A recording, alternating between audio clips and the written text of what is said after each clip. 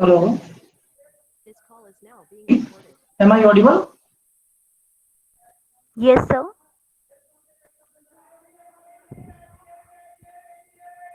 So a very good morning to everyone, and thank you for joining us at the National Summit 2020 Innovation in Forensic Era.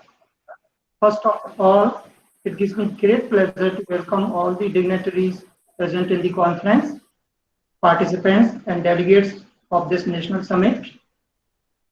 National Summit 2020, it is inspired by the idea of United Nations Development Program of Sustainable Development Goals 2030.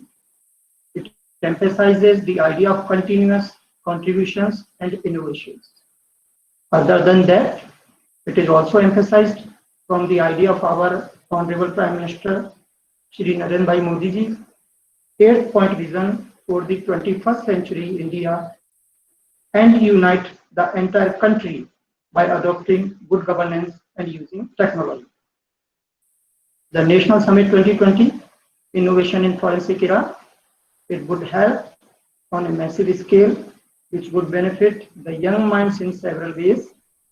The summit would provide an opportunity for research interaction, privilege for young researchers to learn and expand knowledge, professional speakers, academicians, practitioners, and government officials for sharing their ideas pertaining the application of forensic research and innovation.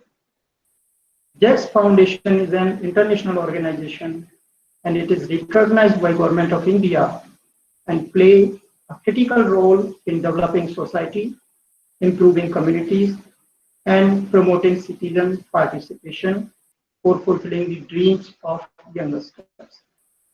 JAX Foundation has also recently joined hands with the Sherlock Institute of Forensic Sciences.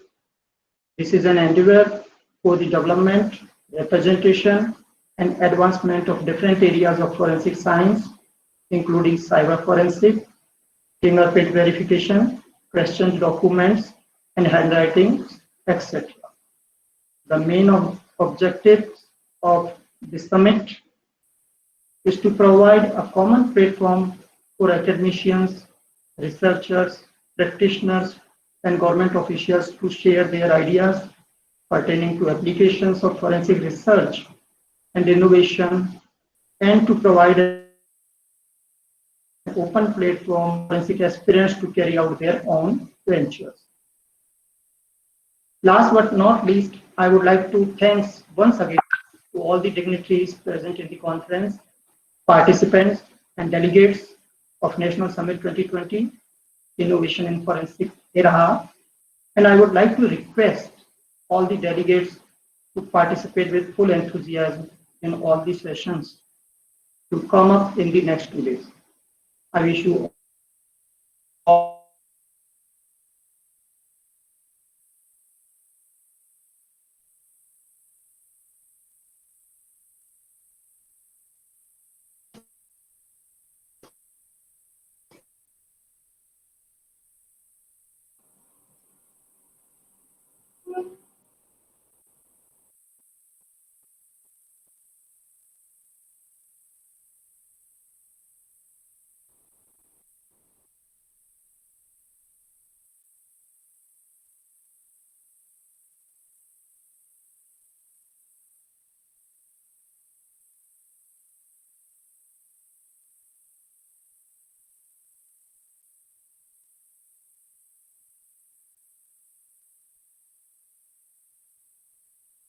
Shraddha, can you hear me? You can take over.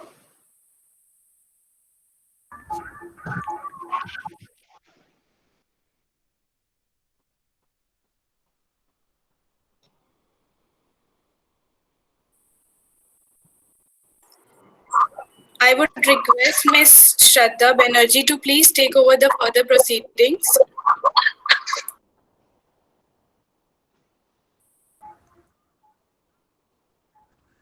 I would like to thank Dr. Akhilesh Pathak for sharing his thoughts regarding this National Summit of Forensic Science.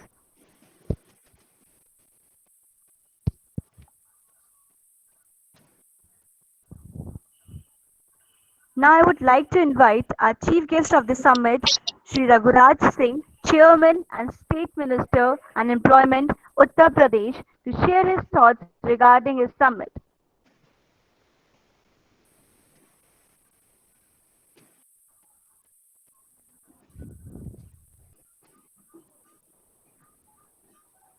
Due to prior commitments, he won't be able to attend the summit, but he has sent his warm greetings and blessings for all. So now I would like to request Ms. Simran Garg to please play the video.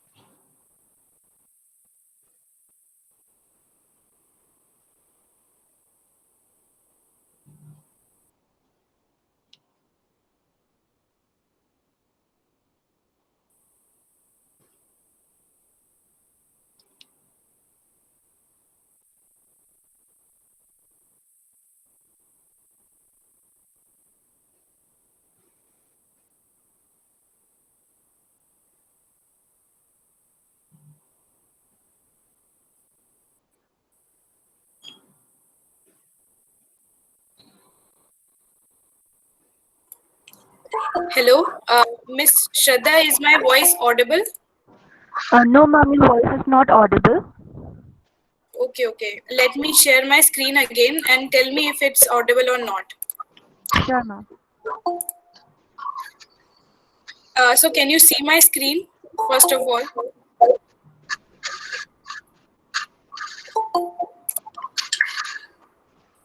Can you see my screen? Is it presented? No. Yes, ma'am, your screen is visible, but voice is not audible. 1 second. Now,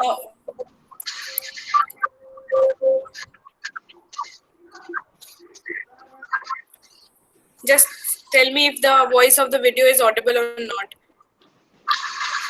Namaskar. Yes, ma'am, it's audible now. Okay. I request all the participants to kindly mute yourself.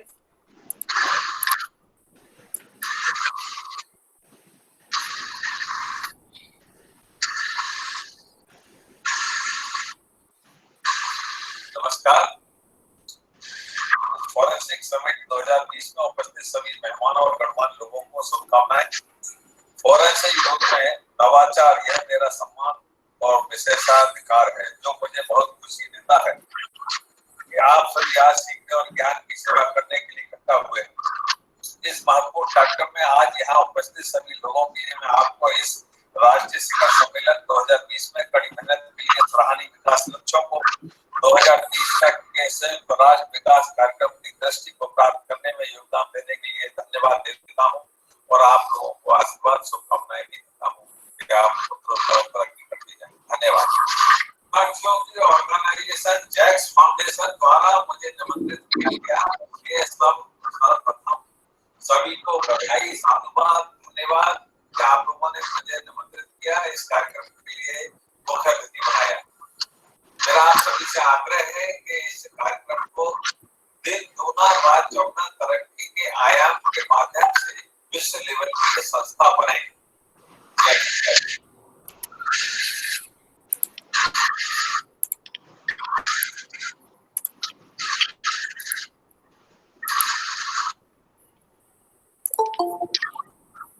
Now I would request Miss Shraddha to take over the further proceedings.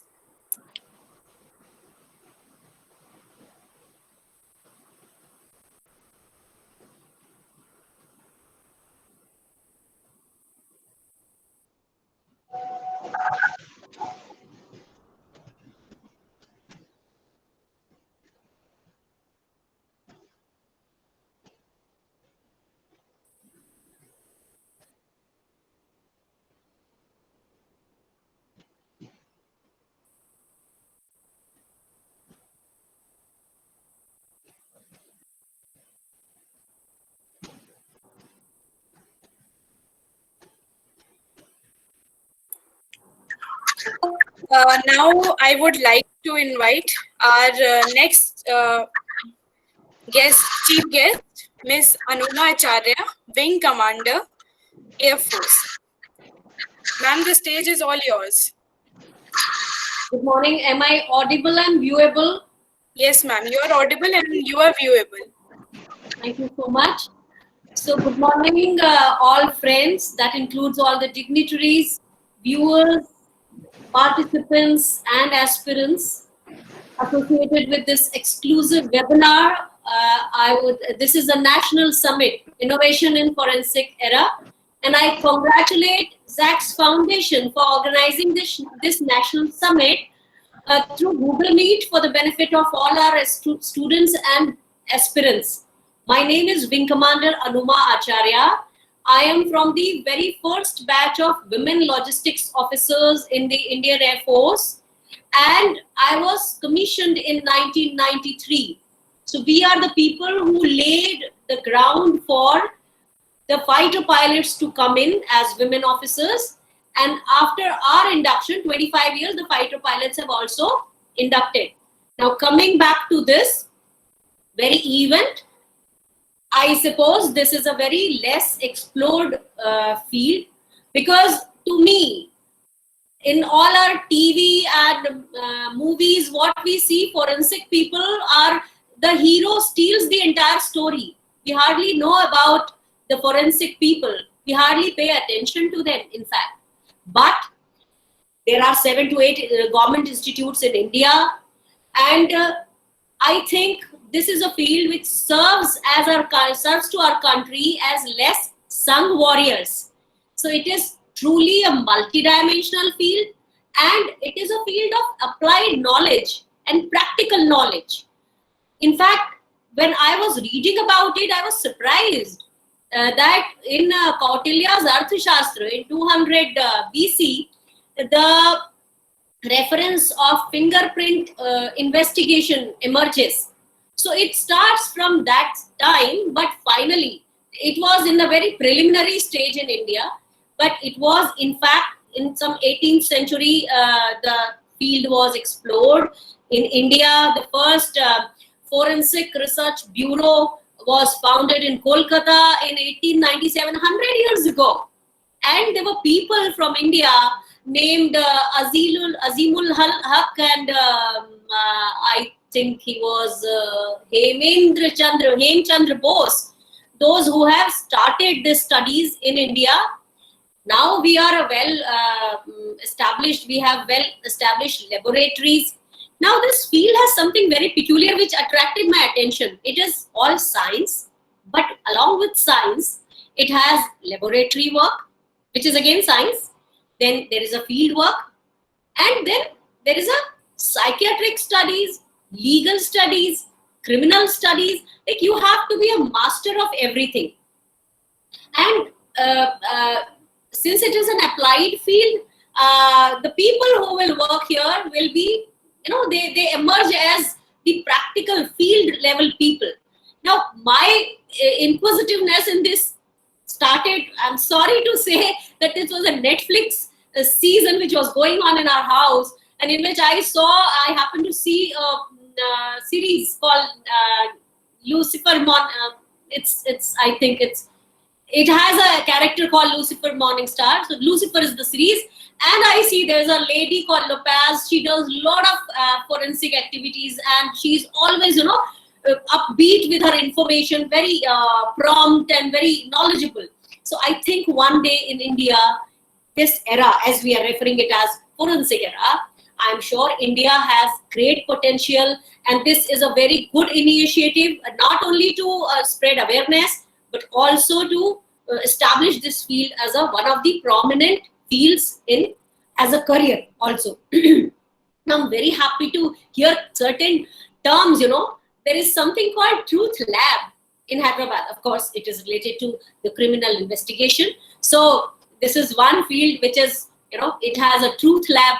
Then since Navratras are starting, first thing is I wish all of you happy Navratras, but at the same time, I also want to reiterate that forensic services in the country is governed by Women's Safety Division of Ministry of Home Affairs through Directorate of Forensic Sciences. So this is new information to me, and I really felt very good about it. Then under Project Cybercrime Protection Against Women and Child through Nirbhaya scheme, there is a scheme which is getting set up in Hyderabad. That is another very good news. So I'm very happy to see that this particular subject has been chosen by ZACS Foundation. And about ZACS Foundation, I am told that it is an international organization supported by BRICS International and recognized by government in India, and it keeps organizing various such events, as well as fulfilling of the youngsters of India. It gives a lot of career insights, career information. So guys, keep going. Keep going through this very innovative work, and I wish you all the best in all your endeavors.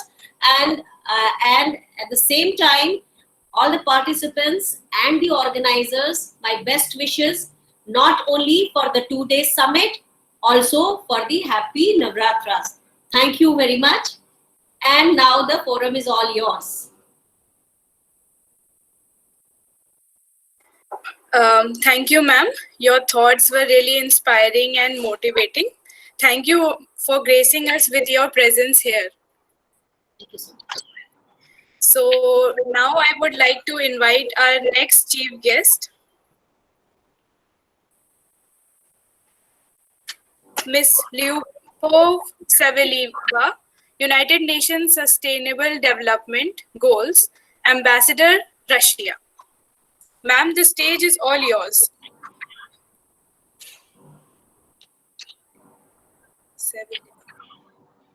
Forensic Summit 2020 and the Innovation in Forensic Era. It is my honor and privilege that gives me immense pleasure that all of you have gathered today to learn and to serve the knowledge. To all the people present here today in this momentous event, I commend you for the hard work you have put in this National Summit 2020 for contributing to achieving the vision of the United Nations Development Programme of Sustainable Development Goals 2030 with the theme of research and innovation and entrepreneurship.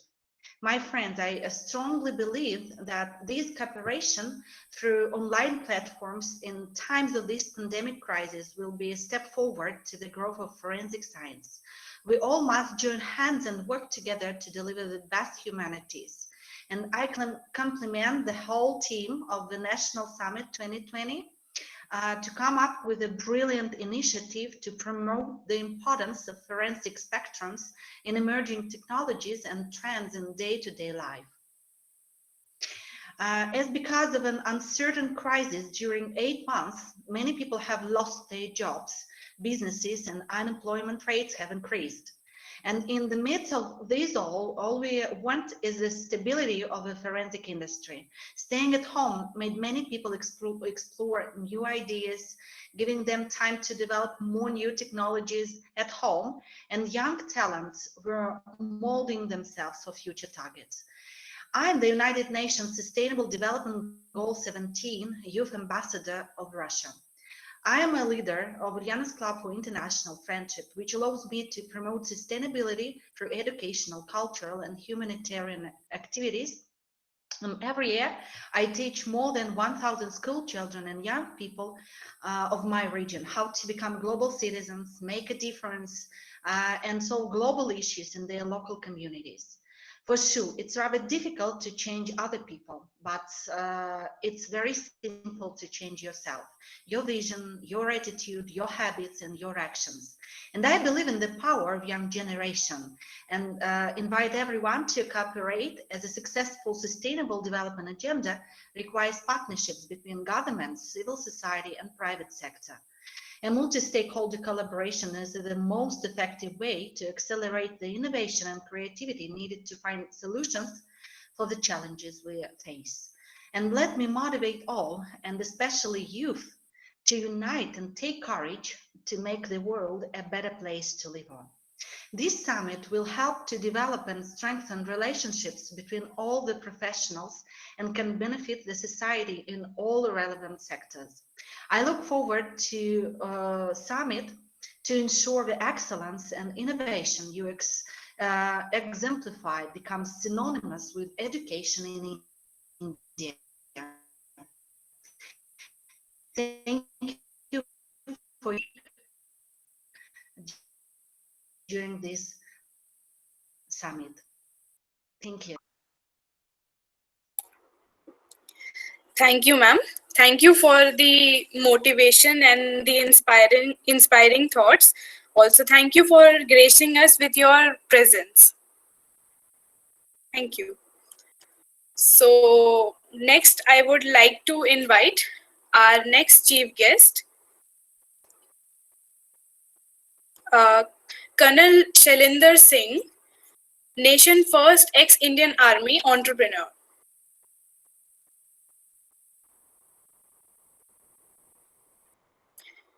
Due to prior commitments, he was not able to.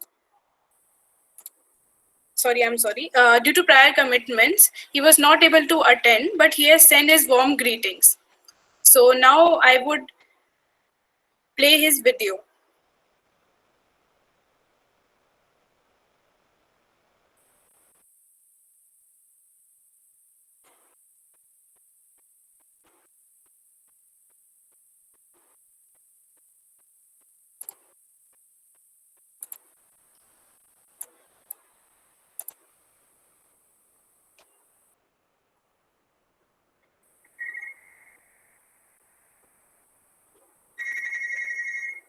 Yes.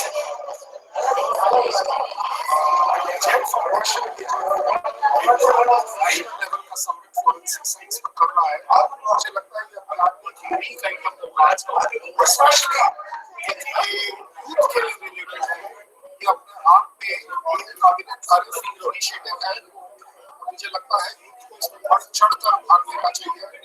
So I wish all the very success to Jet Foundation. Very best of luck.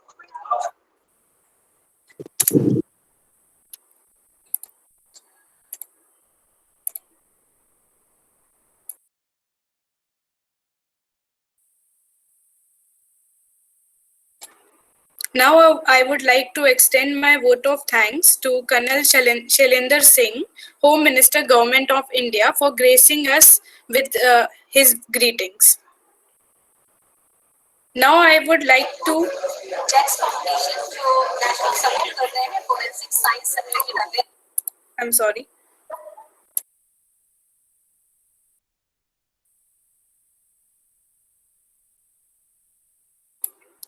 Now I would like to invite Ms. Namita Garg, Director of JAX Foundation, to take away further proceedings.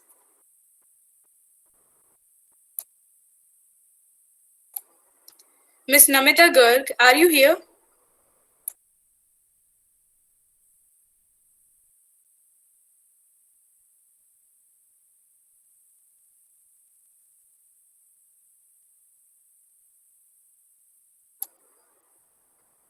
I would like to invite our moderator of the evening, Ms. Anju T.G., State President, JAX Foundation. The stage is all yours, ma'am. Hello, am I audible? Hello. Yes, ma'am, you're audible. Thank you. Good morning and a very warm welcome, everyone, especially the dignitaries, participants, and delegates of the summit present today. And all our chief guest speaks were very much inspiring, and I'm so happy and excited to know more about forensic, new innovations in this area, as well as the new possibilities which we are not aware till now. And we know that this forensic term has been a lot in news recently, right? Some of the sensational cases, and even the parliament has passed a bill, the National Forensic Science University Act 2020. So I think this summit came just on time, and it will be an extra bonus for all of us to know about more about this field, improve our academic knowledge, and as well as the opportunity to create a crime-free world, or as ma'am earlier mentioned, like to create some good warriors. So without any further delay, I would like to get into my duties, and I welcome our speakers for today. Mr. Sumit Kumar, Director, Intelligence Bureau, Ghaziabad. Dr. Rajesh Babu, Assistant Professor, Gujarat Forensic Science University, Gujarat. Dr. Lalit Pratap Chandраvanshi, Assistant Professor and Head of the Department Forensic Science, Calcutta University. Sri Rajat Mitra, Professor in Clinical Psychology in Amity University. Dr. Rajita Kumari, Senior Scientific Officer, CFSL CBI, New Delhi. Mrs. Anuja Kapoor, Criminal Psychologist, Counselor and Advocate. And Dr. Archana Chaudhary, Assistant Professor, Department of Environmental Science, Sri Guru Gobind Singh, Chitra University, Gurugram. I welcome you all to the summit, and thank you. And so, first of all, I would like to invite Mr. Sumit Kumar, the Director of Intelligence Bureau, Ghaziabad, for presenting the topic on digital forensics. So, talking about Mr. Sumit Kumar, he is currently pursuing his PhD, and he is highly experienced in the forensic evidence collection, analysis, interpretation, and documentation. And he's currently working in Forensic Intelligence Bureau, Ghaziabad, as a director. And he has held a lot of positions earlier and as vice president and guest lectures in different esteemed organizations. And he has a good knowledge and experience in all these fields of forensics. So I would like to welcome you, sir.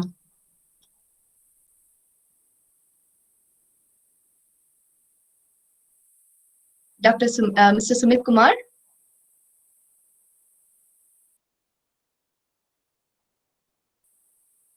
So are you present there?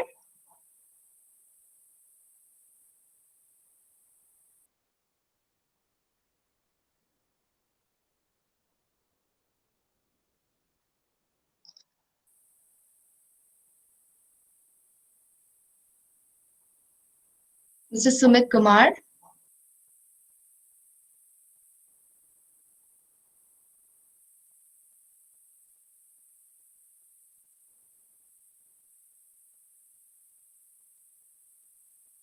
Coordinator, can you just confirm but the guest is present, they are not?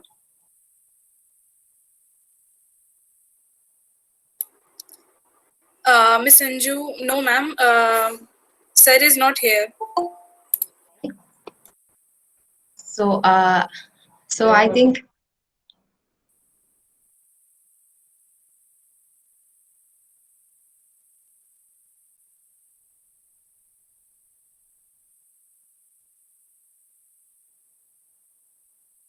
sorry for the interruption. Ma'am, I think let's move forward. Okay, so I think we can get into the next topic. The next topic is on the topic non-destructive methods of analysis on evidentiary materials and non-invasive examination among the suspects by Dr. Rajesh Babu. He is the Assistant Professor of Gujarat Forensic Science University, Gujarat, and he has an experience in teaching and research for more than 23 years. His specialization is in anthropology and ballistics, and his research trust areas include forensic and medical anthropology, molecular and microscopic fingerprints, non-invasive biometrics, external and terminal ballistics, and forensic material science. So I would like to welcome you, sir, Dr. Rajesh Babu.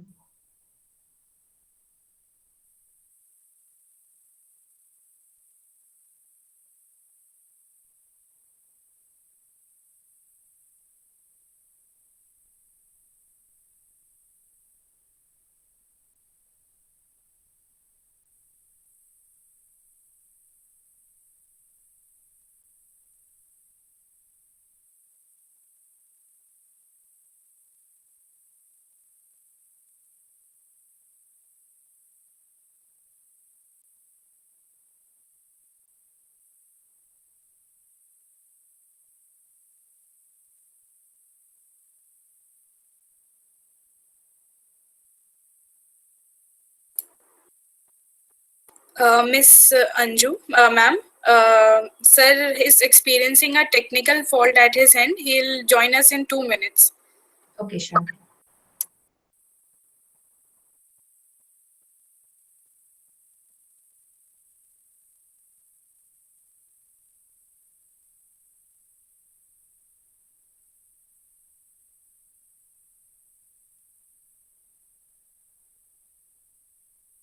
I request all the participants and students to wait, and I'm sorry for the inconvenience. The speaker will be just in a moment.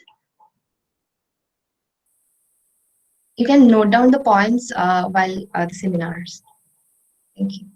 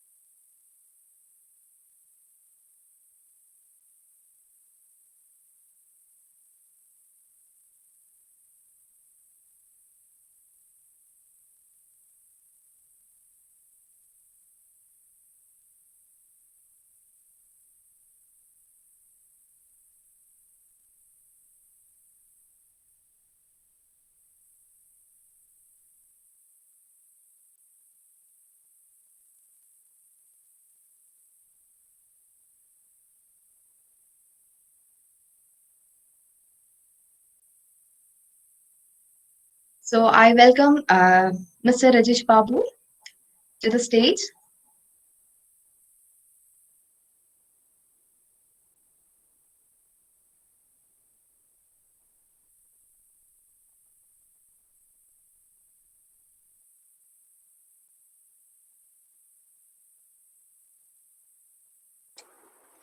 I think Mr. Rajesh Babu just joined. So can you please call him again? Okay. So as I've already given the intro, Dr. Rajesh Babu, he's the Assistant Professor of Gujarat Forensic Science University, Gujarat, and I would like to invite you. Good morning, sir.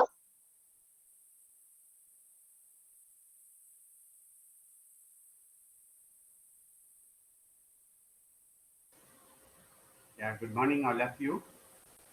Yes, sir. Are you able to hear? All of you Yes, are sir. able to hear? Yeah. Yes, Yeah, sir. good. Please turn on your camera, sir. Yeah, Yeah. sure. Audible. You're invisible. So I give the stage to you. So, good. Welcome, sir. Thank you. Okay. Good morning once again. It's really a pleasure for me to join in this National Summit on Forensic Sciences.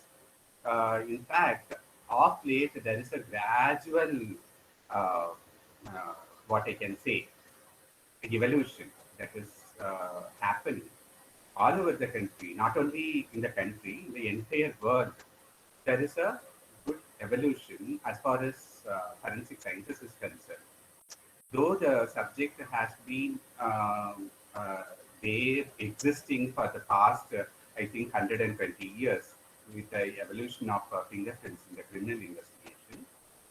Now there is because of the technological development and the digital platform and number of other techniques associated with the science and technology, the particular subject has been sought after for so many years. I think for the past, I can say at least, I can say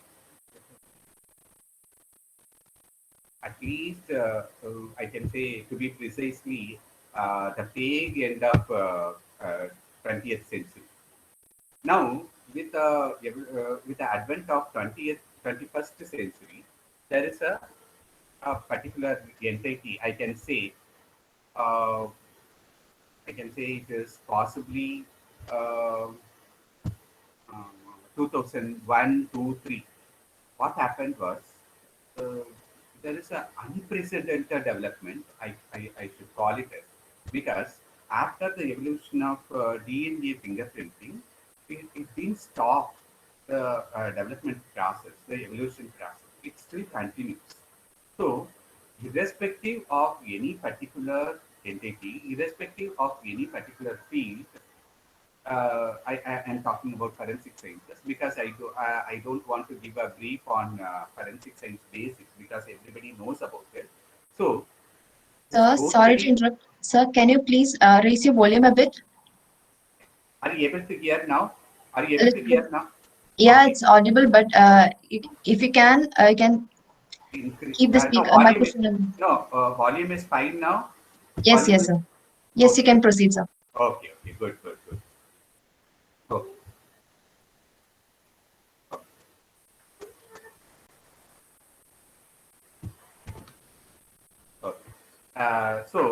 If at all there is a down in the volume, you please tell me.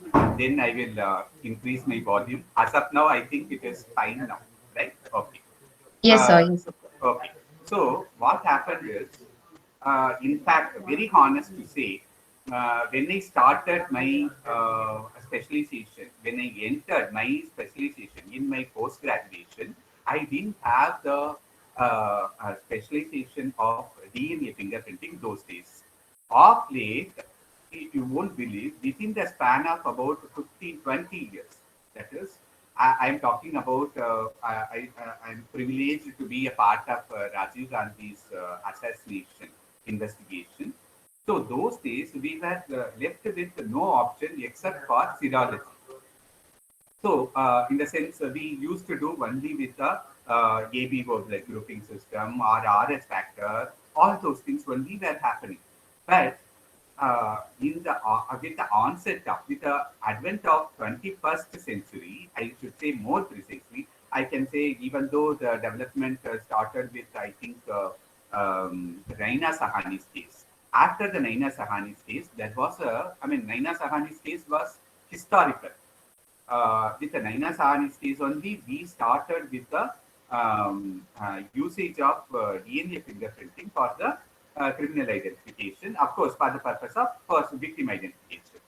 But before that, we were sticking to only because there are number of cost factor, time factor, and technology feasibility, availability. All those things were mattering. So that was not so in before 1992, 95. But after that, after the historical judgment and historical resolution of Naina Sahani's case, it was totally, there is a shift in the trend. So not only that, for that matter, I never want to say any particular specialty, any particular discipline is superior. I want to say, in the sense, everybody will be thinking, yeah, DNA is superior only in the human identity. Not so.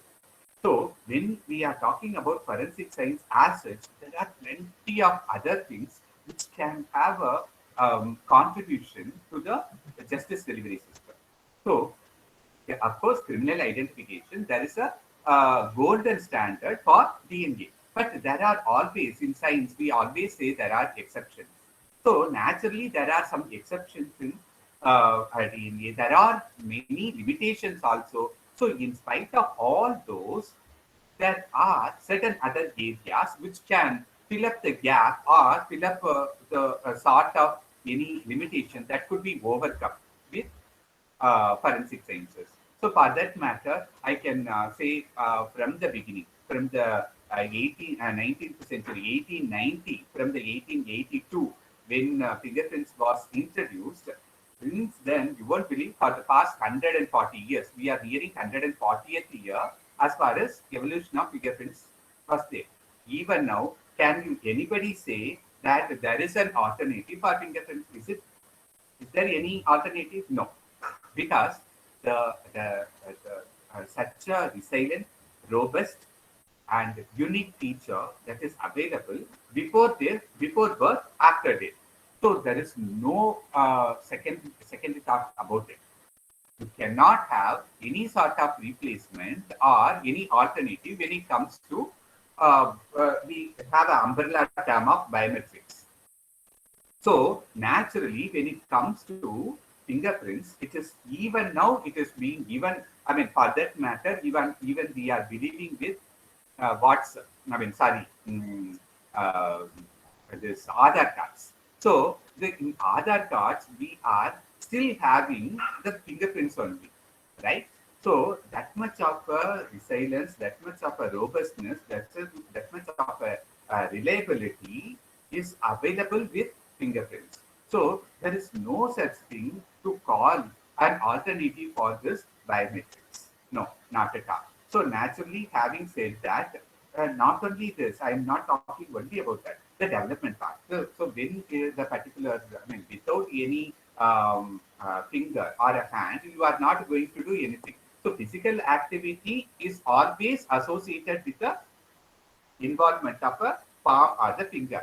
So naturally, thousands of things you can call it as, thousands of things you may mention, like there is a gloves you people can use, number of other things. But still, having said that, you are always, even for that also we have the, as I always used to tell my students, as there is an evolution in the modus operandi, method of operation of a criminal act. In a particular criminal act is being committed in a particular way, there is a gradual evolution. Criminals are getting more and more, they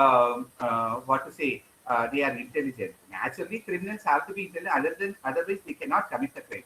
But having said that, being an investigator, being in that position as an investigator or a criminal identification, a law enforcement agency or forensics, anyway, being in that position, we are obviously 100 times above them.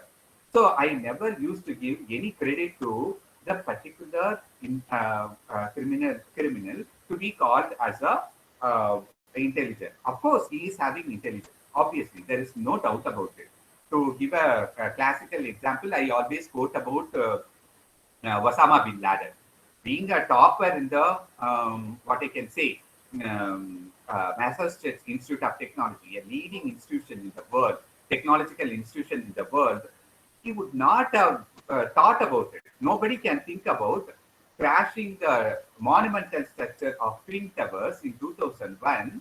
Nobody else could, because he was a topper, he was a alumnus of Massachusetts Institute. Then only he could think about it.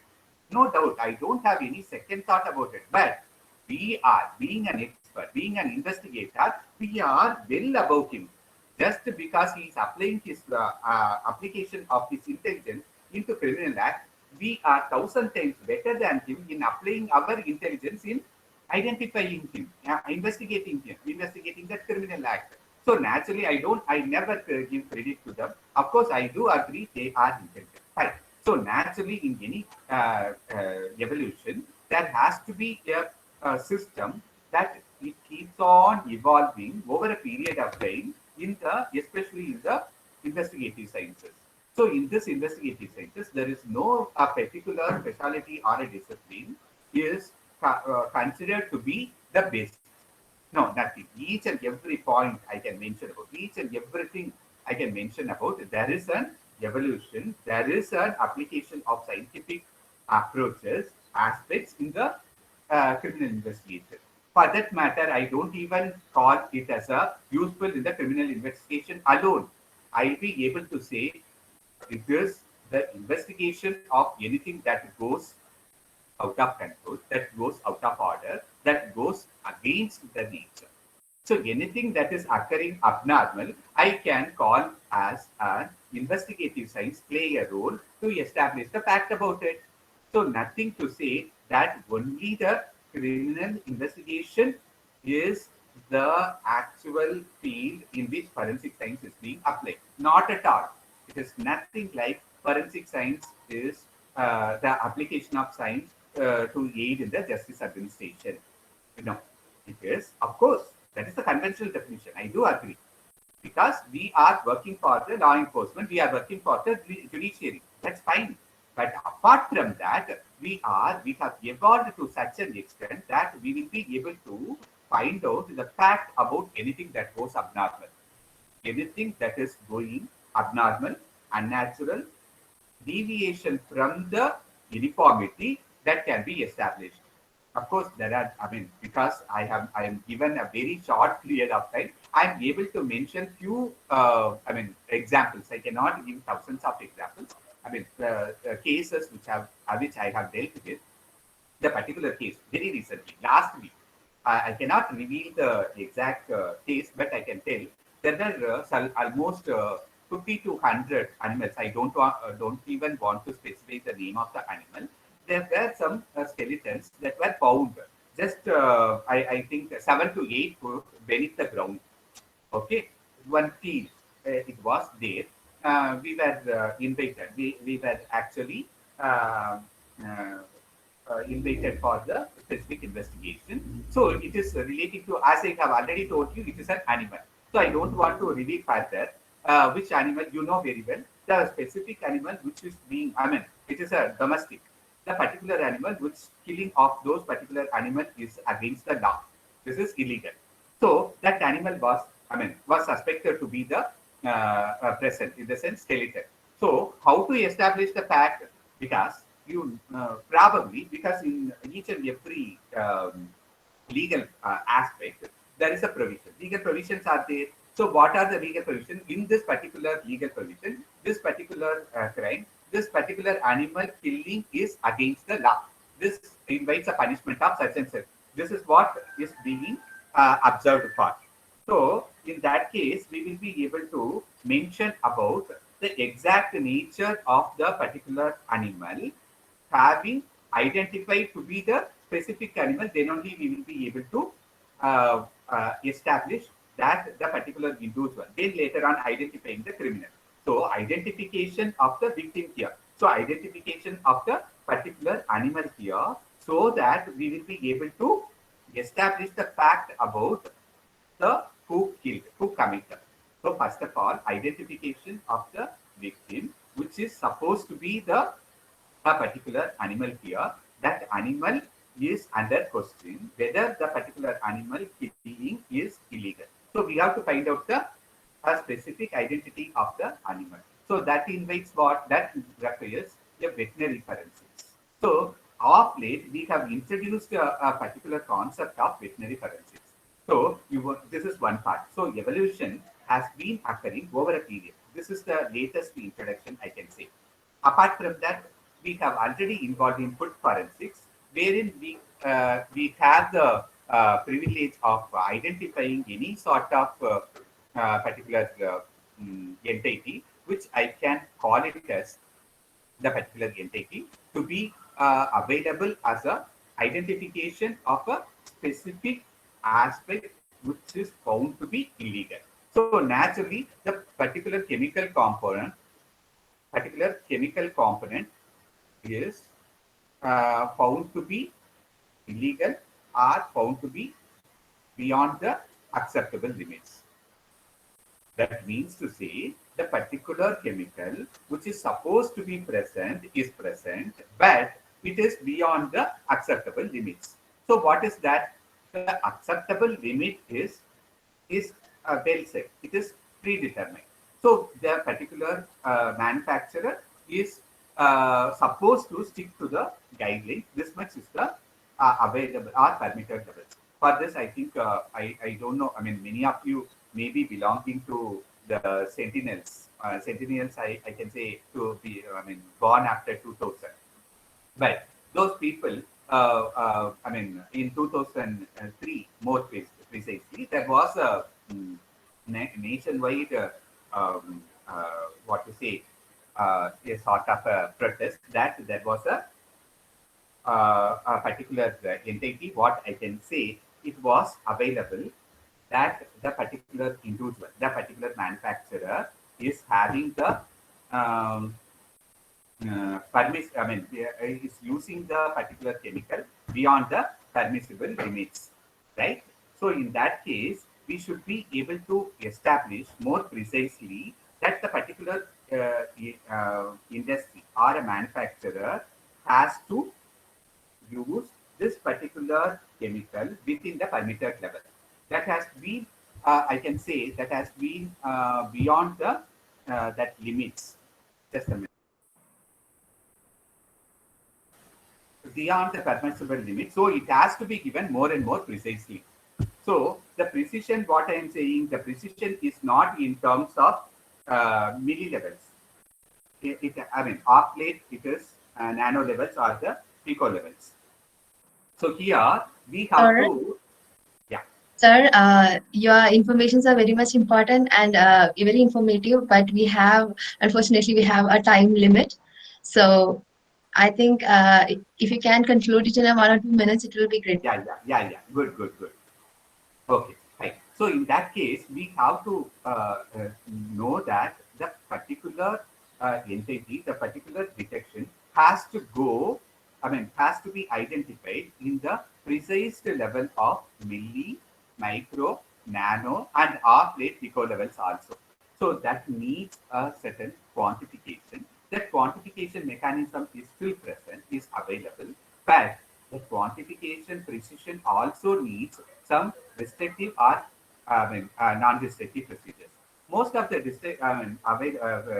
procedures are supposed to be called as an exhaustive procedures, either in terms of time or in terms of quantity. So naturally, the quantity should not be compromised. So we are going to the level of the nano detection by using certain techniques which are going to be non-destructive. So non-destructive techniques are to be made, are to be ensured that the particular detection is available. Why so? Because there has to be a repeatability, reproducibility, and authenticity. So reproducibility has to be there in forensics, because unless otherwise we are getting the results consistently in the same quantity, then we will not be in a position to give the opinion. So it needs to be understood. Once the particular substance is utilized, that's all it is utilized.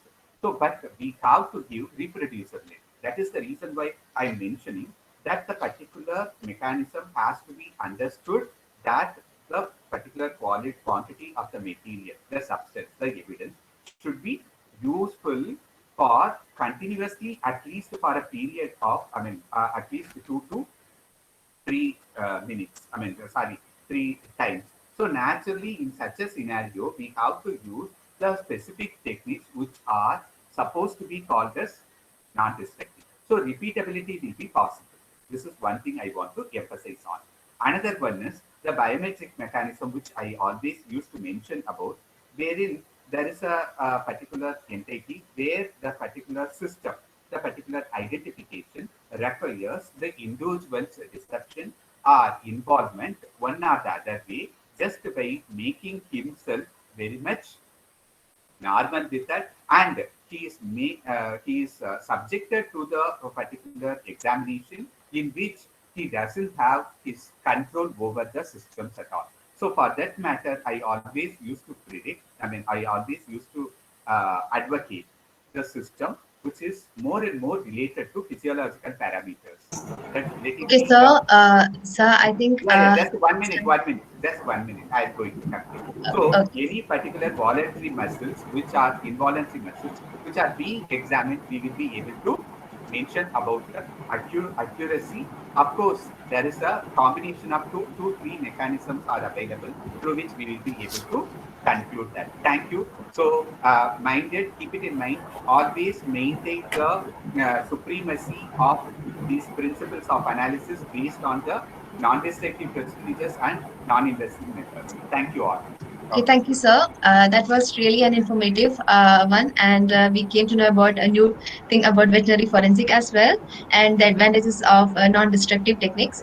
So I think that was really a good talk. Thank you so much, sir. Good, thank you. So now it's time to move on to the next speaker, and I think we can a little bit update system, our area of forensic science, by learning about the new trends in this field, right? So I think I'll call the next speaker, Dr. Lalit Pratap Chandravanshi, the Assistant Professor of Head of the Department, Galgotia University, talking on this topic, recent trends in forensic sciences. I welcome you, sir. Thank you so much. Thank you.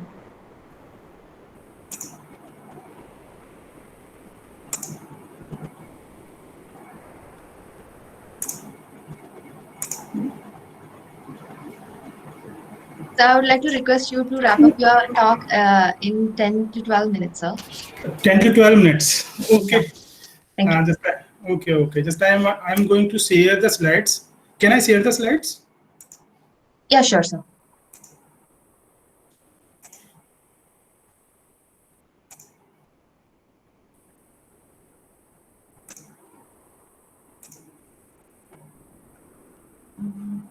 Actually, yes.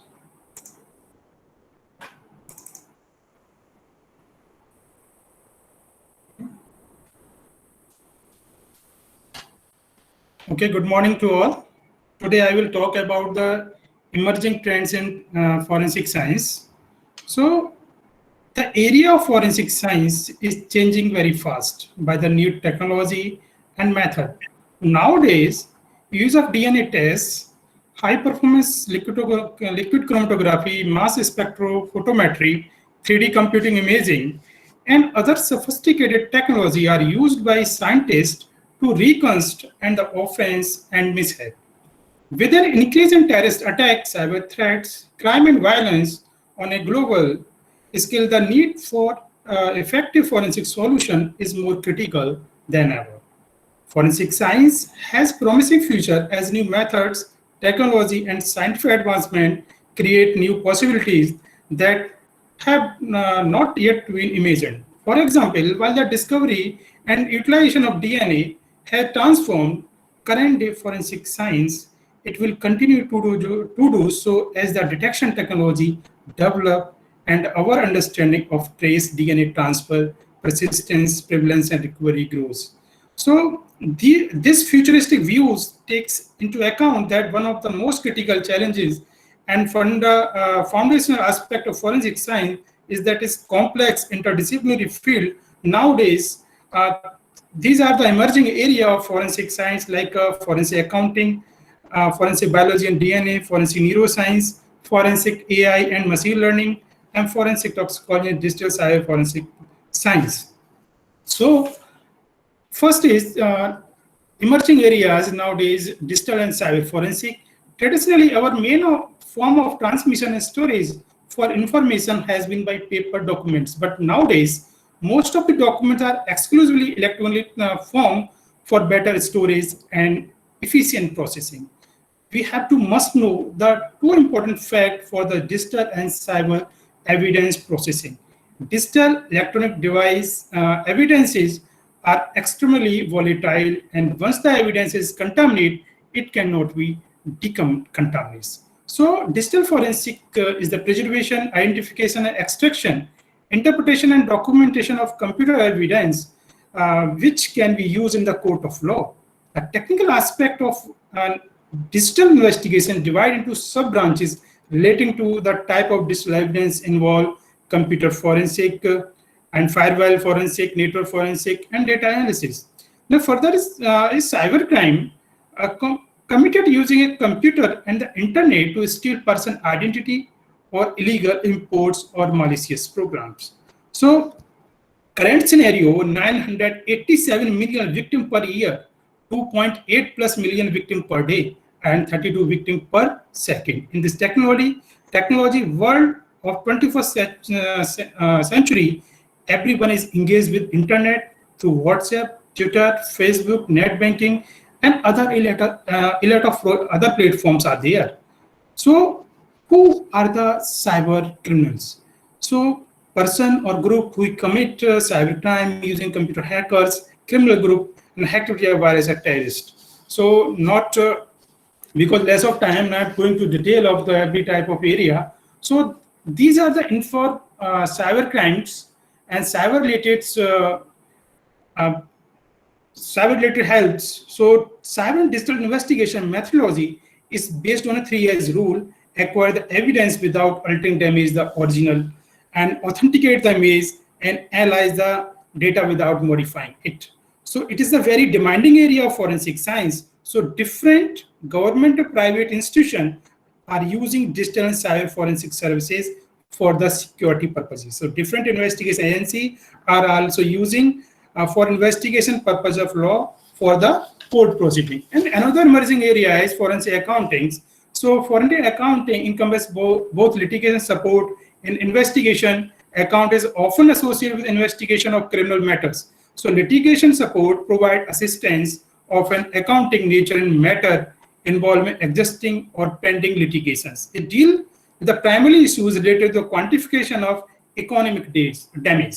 So these are the type of accounting crimes like business interruption, business employee fraud, mitigation and aberration for professional negligence, and matrimonial disputes and business economic loss. So a forensic accountant is often involved in the following areas: investigation, analysis of personal inquiry, claim, motor vehicle accidents, shareholders and partners dispute cases, and criminal investigation cases. So forensic accountants are often retained by the following groups like lawyers, police forces, insurance companies, and regulated bodies and bank courts. So this is the another area of emerging area of forensic science accounting. Now another area is forensic engineering. So forensic engineering concerned with assessing the legal system with fact finding. Forensic engineering organization collect, analyze, and evaluate scientific data or real world projects. So what is the goal of forensic engineer investigation? And goal of forensic engineer investigation to determine causes of failures and to compare a statement by witness or injured parties with the physical evidence, to ascertain whether an illegal or improper activity was causative, to assess damage to a material, product, or structure, and evaluate, repair, estimate, and these and type of cases that deal with the forensic engineering.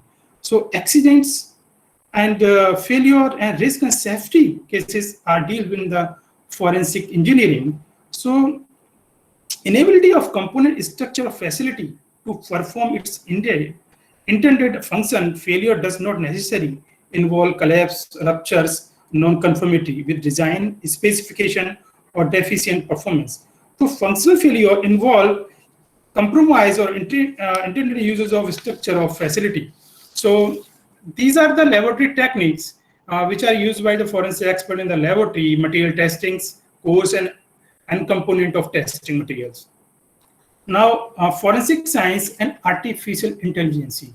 So artificial intelligence in the present scenario has been associated with the forensic science. Forensic statistics can provide scientifically funded ways of treating evidence for the practice of legal system, which is more complex due to the available extensive information. So AI can provide, artificial intelligence can provide easy, fast solution to legal fraternity and people who need it most. As well as we well all known, previously there was a communication gap between forensic statistician and crime investigator and lawyers, and statistical evidence is easily misinterpreted in the court, so resulting in wrong decision and delayed justice or wrong justice. So AI can provide new algorithms and best method and can develop to support the communication between the parties involved. So these are the different area which can use in the AI and machine learning part: data analysis, digital forensic, pattern recognition, and providing legal solutions, improving communication between all members of forensic teams, and building statistical evidence, and creating repositories. So AI, what is the future of AI in criminal justice? So every day hold the potential for new AI application in criminal justice, paving the way for future possibility to assist in the criminal justice system and ultimately improve public safety. Video analytics for integrated facial recognition, the detection of individual in multiple locations by closed circuit television across multiple cameras and object and activity detection could prevent crime through movement and pattern analysis, recognize crime in progress, and help investigator identify suspect. With the technologies such as cameras, videos, and social media generating massive volume of data, AI could detect crime that would otherwise go undetected and help ensure greater public safety by investigating potential criminal activity, thus increasing community confidence in law enforcement and the criminal justice system. AI also has the potential to assist the nation crime laboratories in areas such as complex DNA mixture analysis. So, forensic biology and DNA, and the recent technology and specific development in the field of forensic biology is certainly stamping a hug impact in convicting the criminal without any doubt. This slide enlists the forthcoming emerging technology in forensic biology, which would become inevitable and routine task in laboratory for solving extremely challenges in critical cases. These include touch DNA profiling, forensic phenotyping, 3D facial reconstruction, and morphometric. So microbial forensic and virtual autopsy, DNA methylation, and next generation DNA sequencing method, which would prove wounds sooner or later for the crime investigator in finding missing persons, nabbing murderers and sexual assaulters, and solving and cold cases. Now, so bioterrorism in both crude and refined form have been shown throughout the age, even from Bible times. Terrorist or criminal use of pathogenic organisms and their toxin have been of great concern ever since the anthrax attack in 2001. In the United States, microbial forensics should play a lead role in the sample handling, tackling, configuring, and prioritizing and validating biocrimes. So since the development of methylene-based diagnostic biomarkers, the application of DNA methylation forensic investigation is also rapidly gaining grounds, and DNA methylation patterns are established during early embryonic development and are influenced by both genetic and environmental factors like diet, age, stress, socioeconomic status, and habitat. Identification of differentially methylate region which offered between tissue or phenotypes can be targeted for forensic application. The tissue-specific methylation difference can be used for accurate identification of body fluids, tissue source found at the crime scene. Age-specific methylation, change in repetitive genomic region have been used to develop every genetic log for estimation. So, the forensic nanotechnology is which being employed in area of technology also find application in the sector of forensic. It is evident that utilization of this technology will help the criminologists to solve the criminal mystery with the greater accuracy and pace. Fingerprint technology and deoxyribonucleic acid analysis, forensic material testing are some technical zones that are being invented by neuroscience.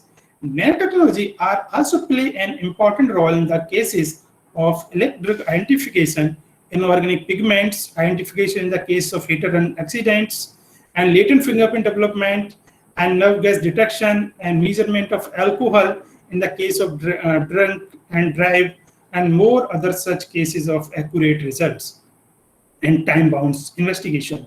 So nanotechnology is free from human bias and increase the speed of investigation with accuracy as a result. So forensic toxicologists analyze nanotechnology of gold, silver, titanium oxide are very useful in the examination of various toxic material from the several forensic evidence like hair, saliva, blood, and human skeleton. Nanosensors are used in screening of various toxicological drugs. So the nanosensor can be used in the process of immediate spot test and major substitute for the on-field test. It is low-cost, reactive, and stable, and certain time screening method for forensic toxicology drug screening. So finally, what is the new emerging area of forensic science as a neuroscience? So neuroscience, use the neuroscience in the area of forensic science. So forensic neuroscience is a rapidly developing area of research and promises to yield new way of explaining and responding to crime in its associated problems. Forensic neuroscience can provide an important multidisciplinary contribution to the understanding and management of crime. It focused on the construction of multi-levels, mechanistic explanation of offending. Ideally, such theories will integrate molecular, cellular, neurophysiological behavior and contextual level of explanation within a single and albeit complex structure. Theory of crime ought to be based on the identification and description of psychological, social mechanisms that underlying problem associated with crimes. These problems typically include issues such as aggressive inclination, deviant sexual desires, emotional loneliness, crime supportive cognitions, impulsive behavior, and substances dependence depending on the domain of interest. So forensic psychiatry is frequently defined as a branch of psychiatry that deals with the issue arising in the interface between psychiatry and the law. Psychiatrists are called on by the legal system to provide testimony in a wide variety of cases, criminal and civil. In criminal cases, forensic psychiatrists may be asked to comment on the competence of a person to make decision throughout all the phases of criminal investigation, trial, and punishment. These include the competency to stand trial, to plead guilty, to be sentenced, to waive appeal, and to be executed. In civil cases, forensic psychiatrists experts are asked to evaluate a number of civil competence, including competence to make a will or contract to make a decision about one person and property. So psychiatrists are also called on to testify about many other issues relating to civil cases. So an fMRI and EEG are measures of central nervous system activity that have been proposed an alternative of polygraphs. So now, as such, a forensic evaluation method, ethical issue related to the forensic psychiatrist practice, and some common criminal and civil forensic psychiatrist evaluation are discussed in the slides. And you can use the neuroscience to identify the which information is present in your brain or not by the using of brain fingerprinting. And such type of crime, and like a depression cases, you can analyze but the level of different neurotransmitter, and it will be associated with the depression and other criminal behaviors, like dopamines and norepinephrine hormone neurotransmitter level and hormone levels. It may be associated with the criminals activities. So on the basis of, I conclude that the present world is a world of advanced science and technology and new research in every field. The rate at which the globe has progressed is commendable. Advanced technology has given the world an effective and precise tool for the purpose of criminal investigation. Presently, forensic science plays a vital role in the crime and criminal detection. But these are the various techniques related with the important role in detection of crime, DNA profiling, and brain fingerprinting, brain mapping, narcoanalysis, forensic accounting, forensic engineering, forensic artificial intelligence and machine learning are the important techniques then in the field of forensic science, which play a pivotal role in the criminal investigation to find out the crimes and criminals. And today, the investigating authority are employing these effective modern techniques in solving the crime problems. So thank you so much to all. Thank you so much, sir, for your talk. That was a really very innovative and informative talk. So you taught us about new arenas of forensics, like how to use them in different fields of forensic, in engineering, artificial intelligence, and I believe the collaboration of forensic with artificial intelligence will ease our life and improve our public safety and all. Yes. And knowing about this forensic neuroscience, that collaboration is very much more interesting thing. So thank you, sir. And I request all the participants, if you have any doubts, you can ask the queries to sir. He's available now. You can put your questions in the chat box.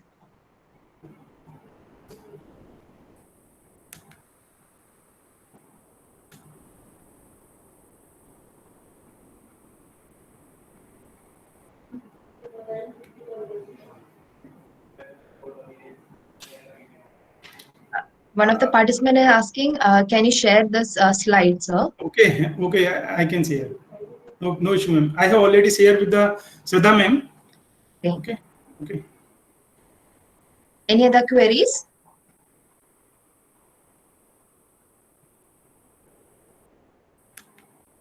One question from Sakir Hussain, sir, is it possible that make a DNA database population similar to the fingerprint database in India?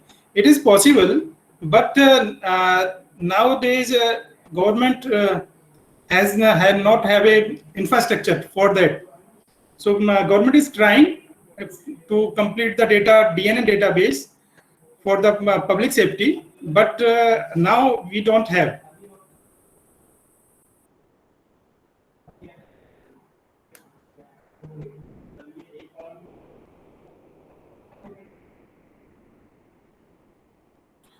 Okay, thank you, ma'am. Thank you so much for your time, sir. It was very informative. There's one more question if you have you're there.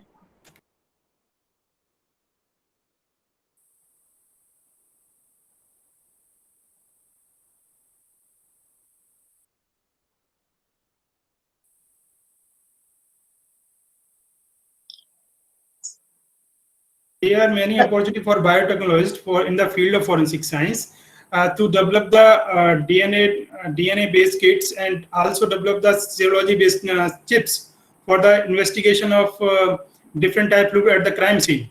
So biotechnologists can develop different type of diagnostic kits. Diagnostic kits, it means for the identification of different type of fluids at the crime scene.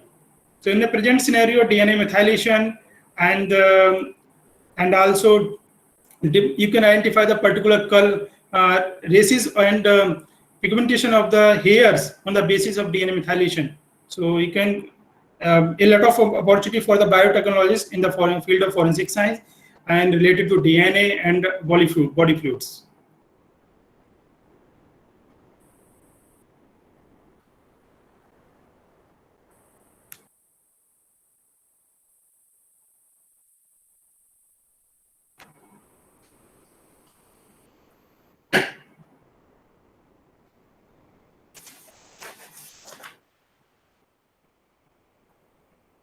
Any other questions?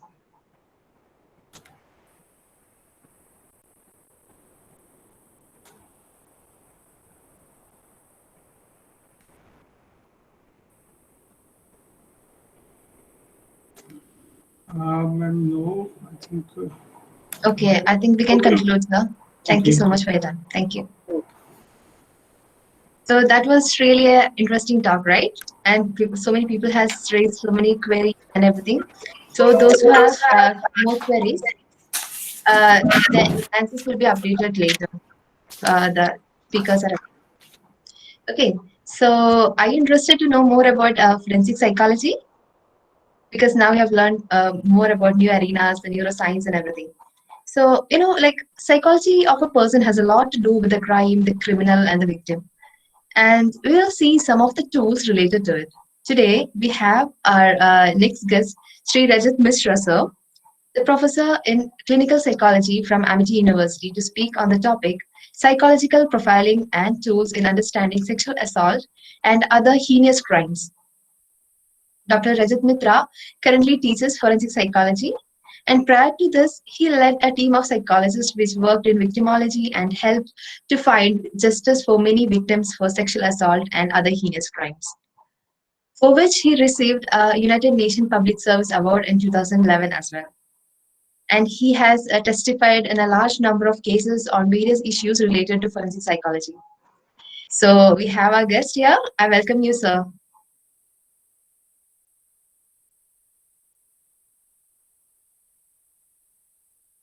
Dr. Rajat Mitra.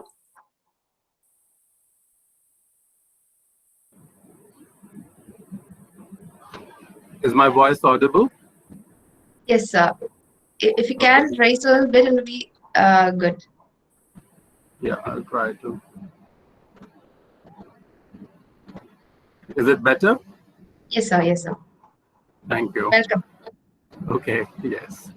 Okay, hello. I am Dr. Rajat Mitra. I am a professor of clinical psychology in Amity University, and I will be sharing about psychological profiling and tools in dealing with sexual violence, something that I have worked for over 15 years. And let me share that psychological profiling and tools in dealing with sexual violence is a new and emerging field in India. It has been there not for very many years, and it is still having its teething problems. There is a lot of challenges in front of us to do that. So I'll be sharing with you some of the challenges that we have felt and the successes that we have had in this, right? So psychological profiling, as we know, is a method of suspect identification, which seeks to identify a person's mental, emotional, and personality characteristics based on the things done or left at the crime scene. So there are several assumptions made when it comes to offender profiling. But how we came to that, and particularly in India, I would like to share a little bit of history. We had a humble beginning, and it was an NGO called ASRA, which was constituted of Dr. D. Mohan, former HOD Psychiatry, and Dr. H.S. Sethi. I joined there as a clinical psychologist. That was almost 3 decades back.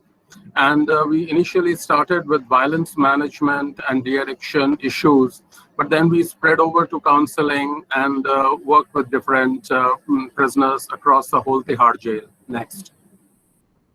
Yeah, next, please. Yeah.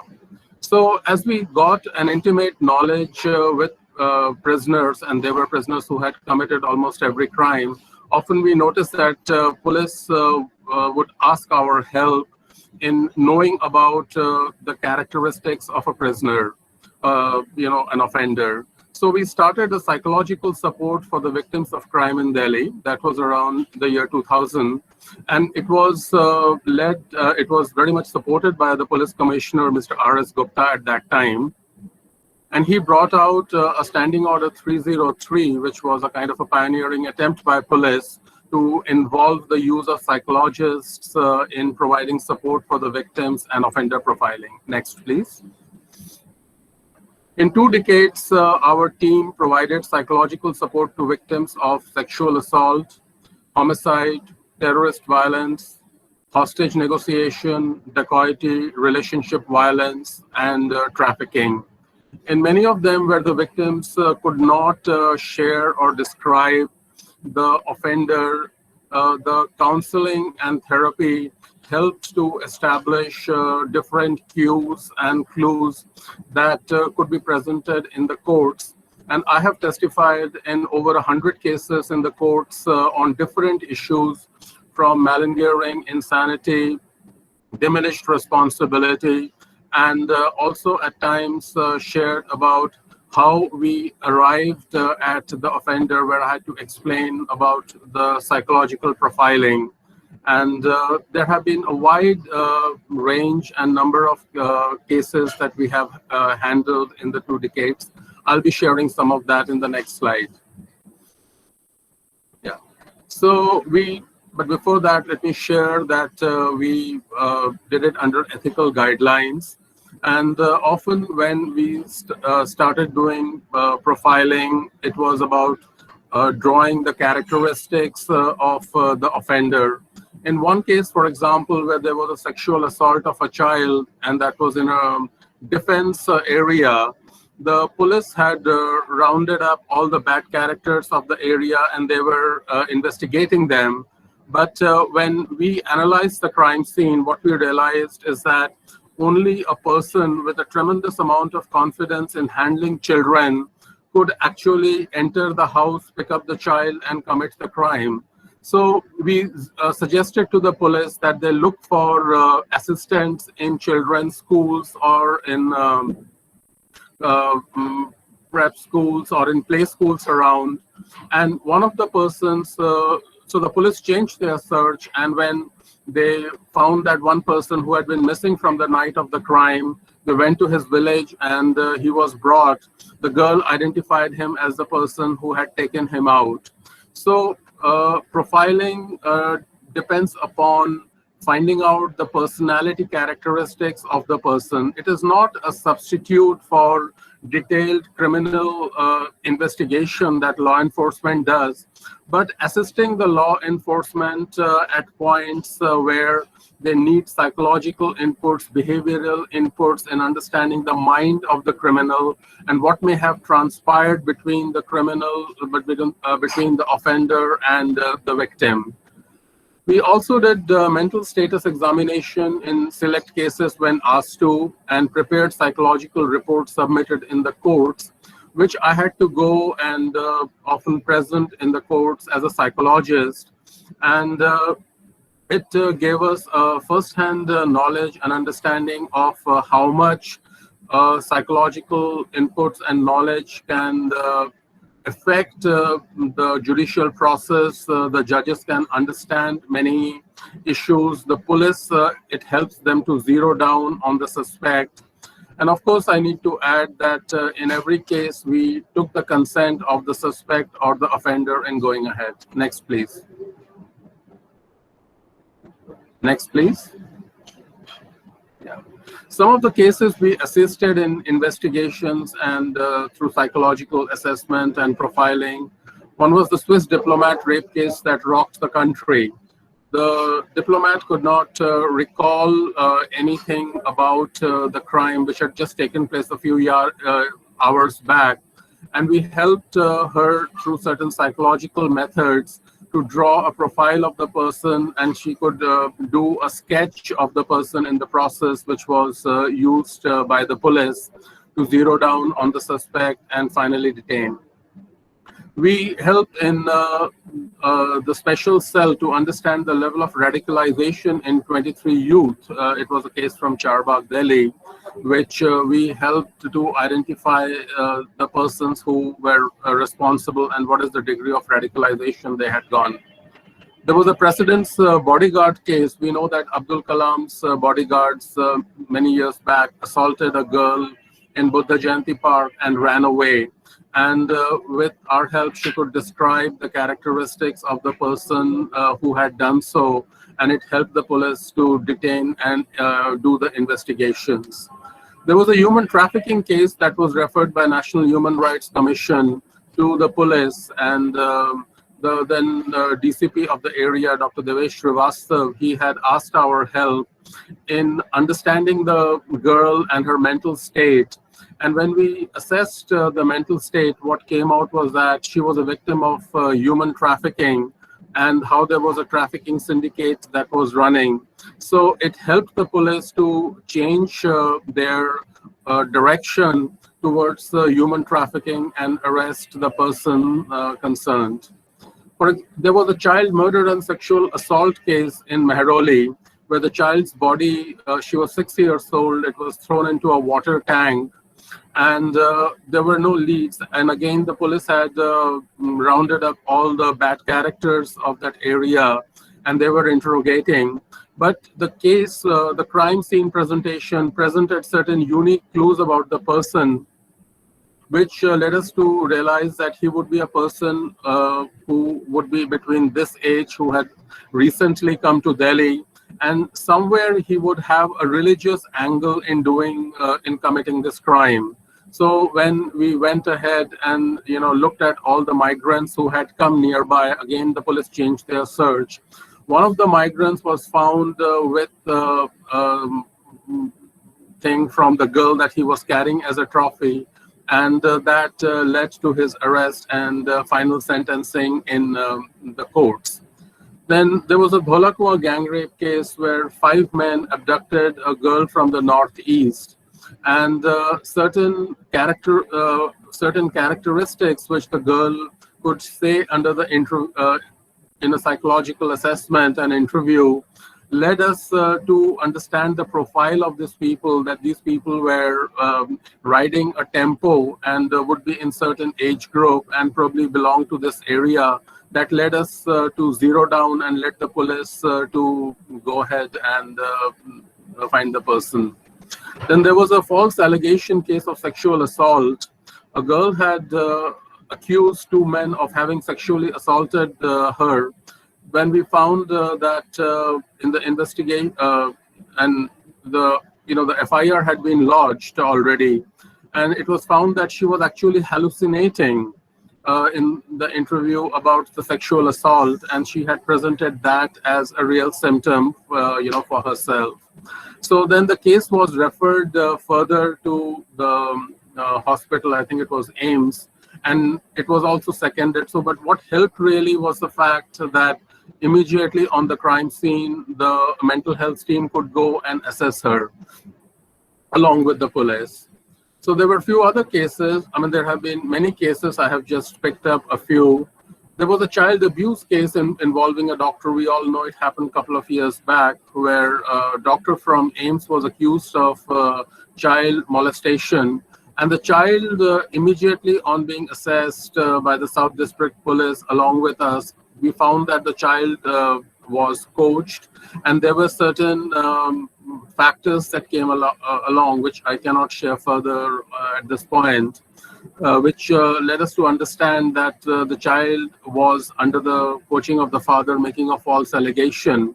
And when it was also looked at upon by the board in AIIMS, it was also found to be similar. So I had to testify in the court on that, and the doctor who was innocent was, let off, right? There have been many cases where psychological assessments helps us to discriminate between the false and the genuine.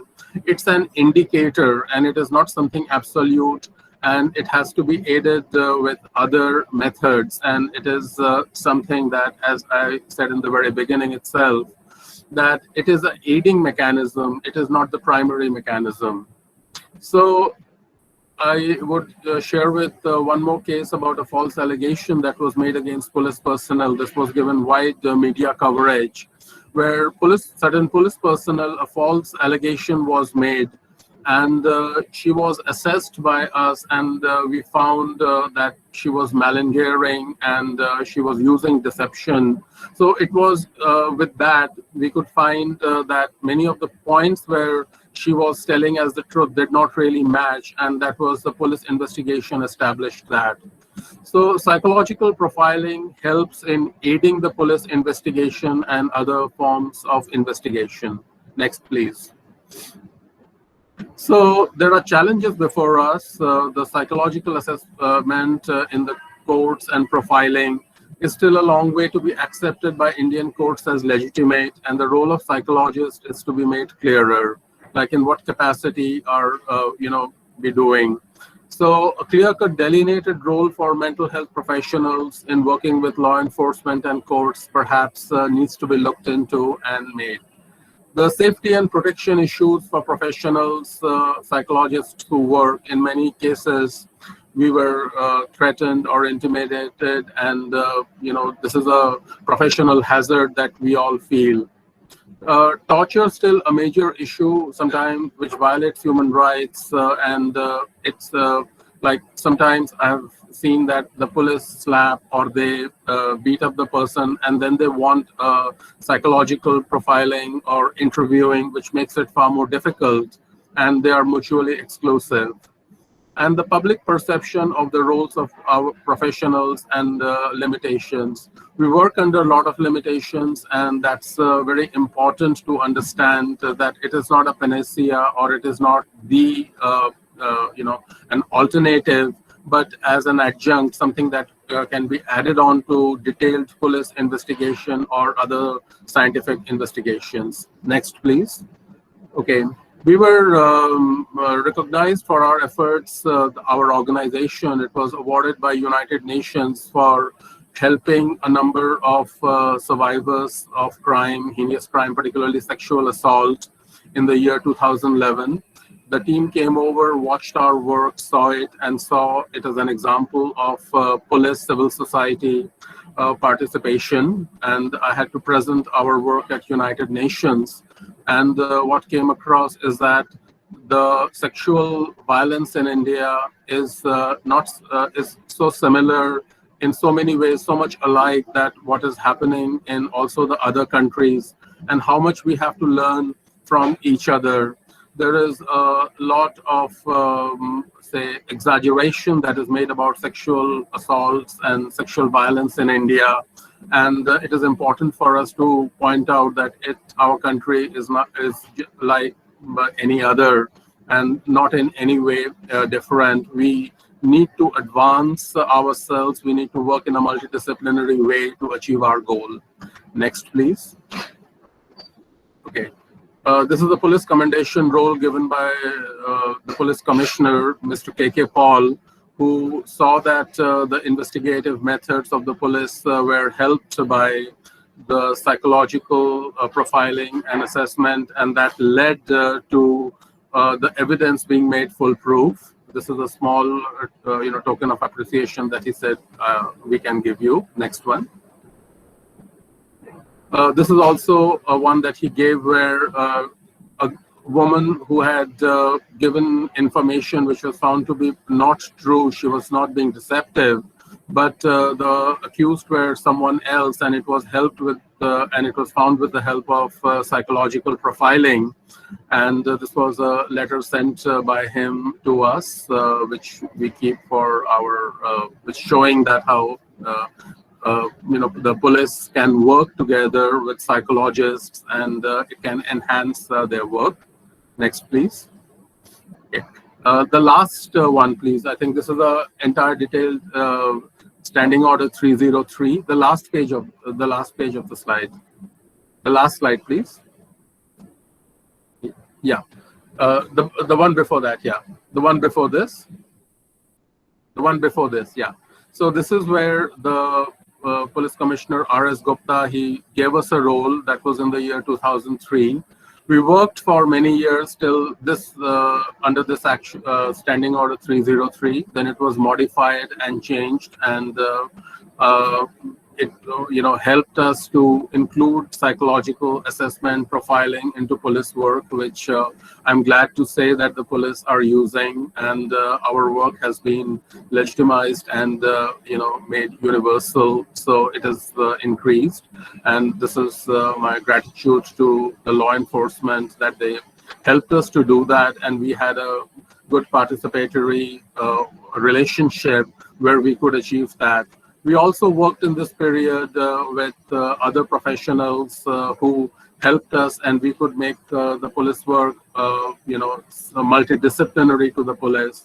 Like in one sexual assault case, we found that the girl could hear only certain frequencies, and she was using a word again and again. And with the use of an audiologist, we found that the frequency she was using and the frequency with which she was saying those words meant certain syllables, which was referring to the name of the accused. And we had to present the entire detail in the court. It was in the Court of Justice, Santosh Snehiman, and she acknowledged the work of the police, the profiling psychologist, and the audiologist in working and getting the accused arrested. So this is a work which is still has been in the preparatory stage. A lot needs to be done. And this is all I want to say. Thank you very much.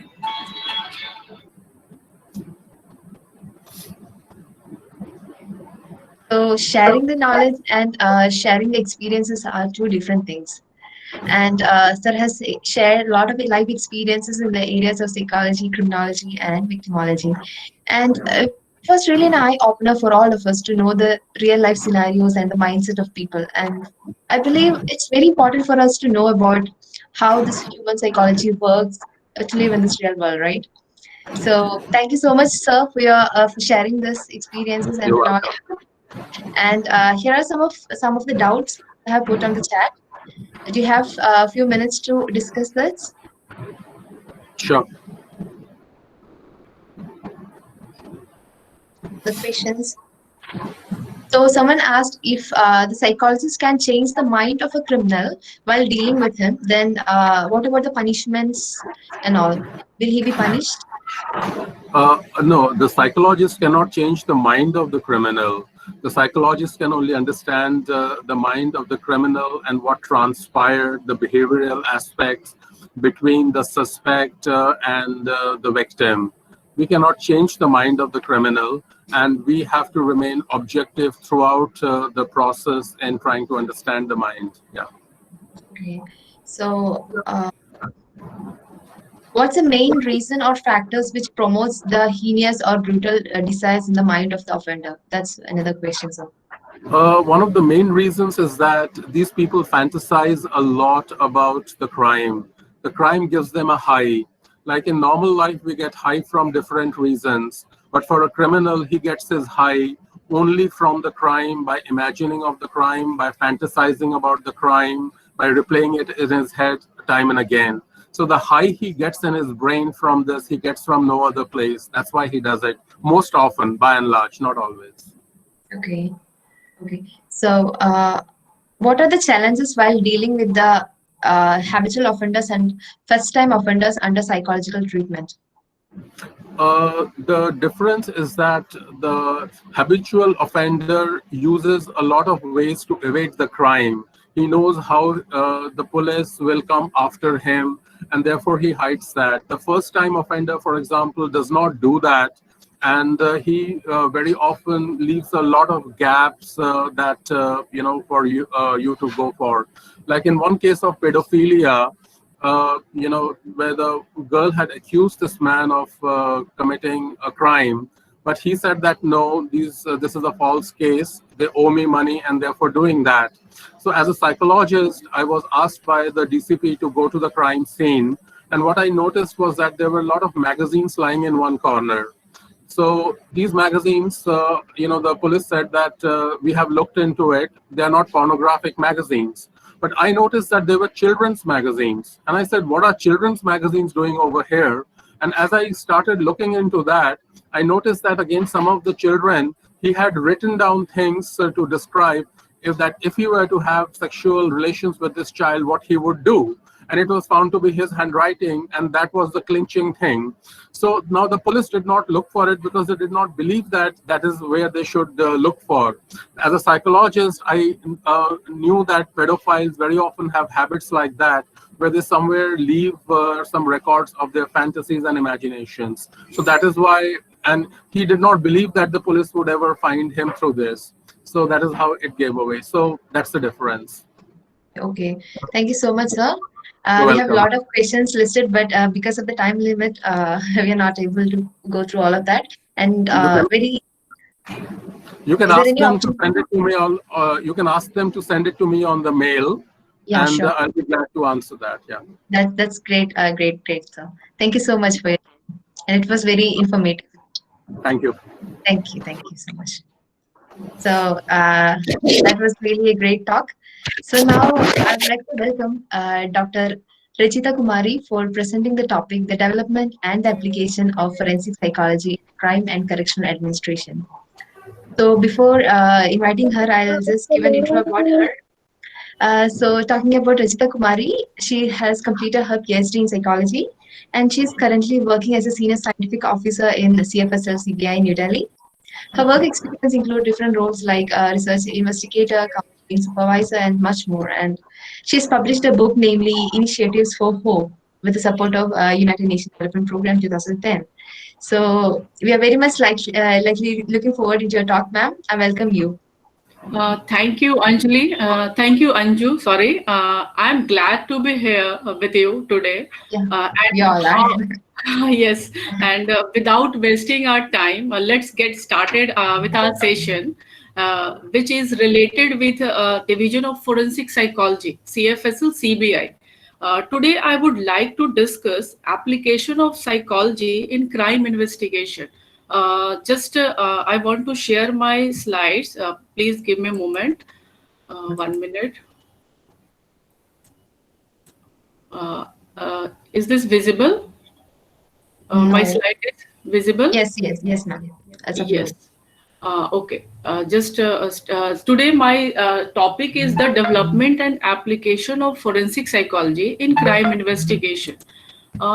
First of all, I would like to say what is forensic psychology. In our uh, uh, we are using application of forensic psychology, and in this term, forensic psychology is, in the simplest term, the application of psychology to issue that involve the law and legal system.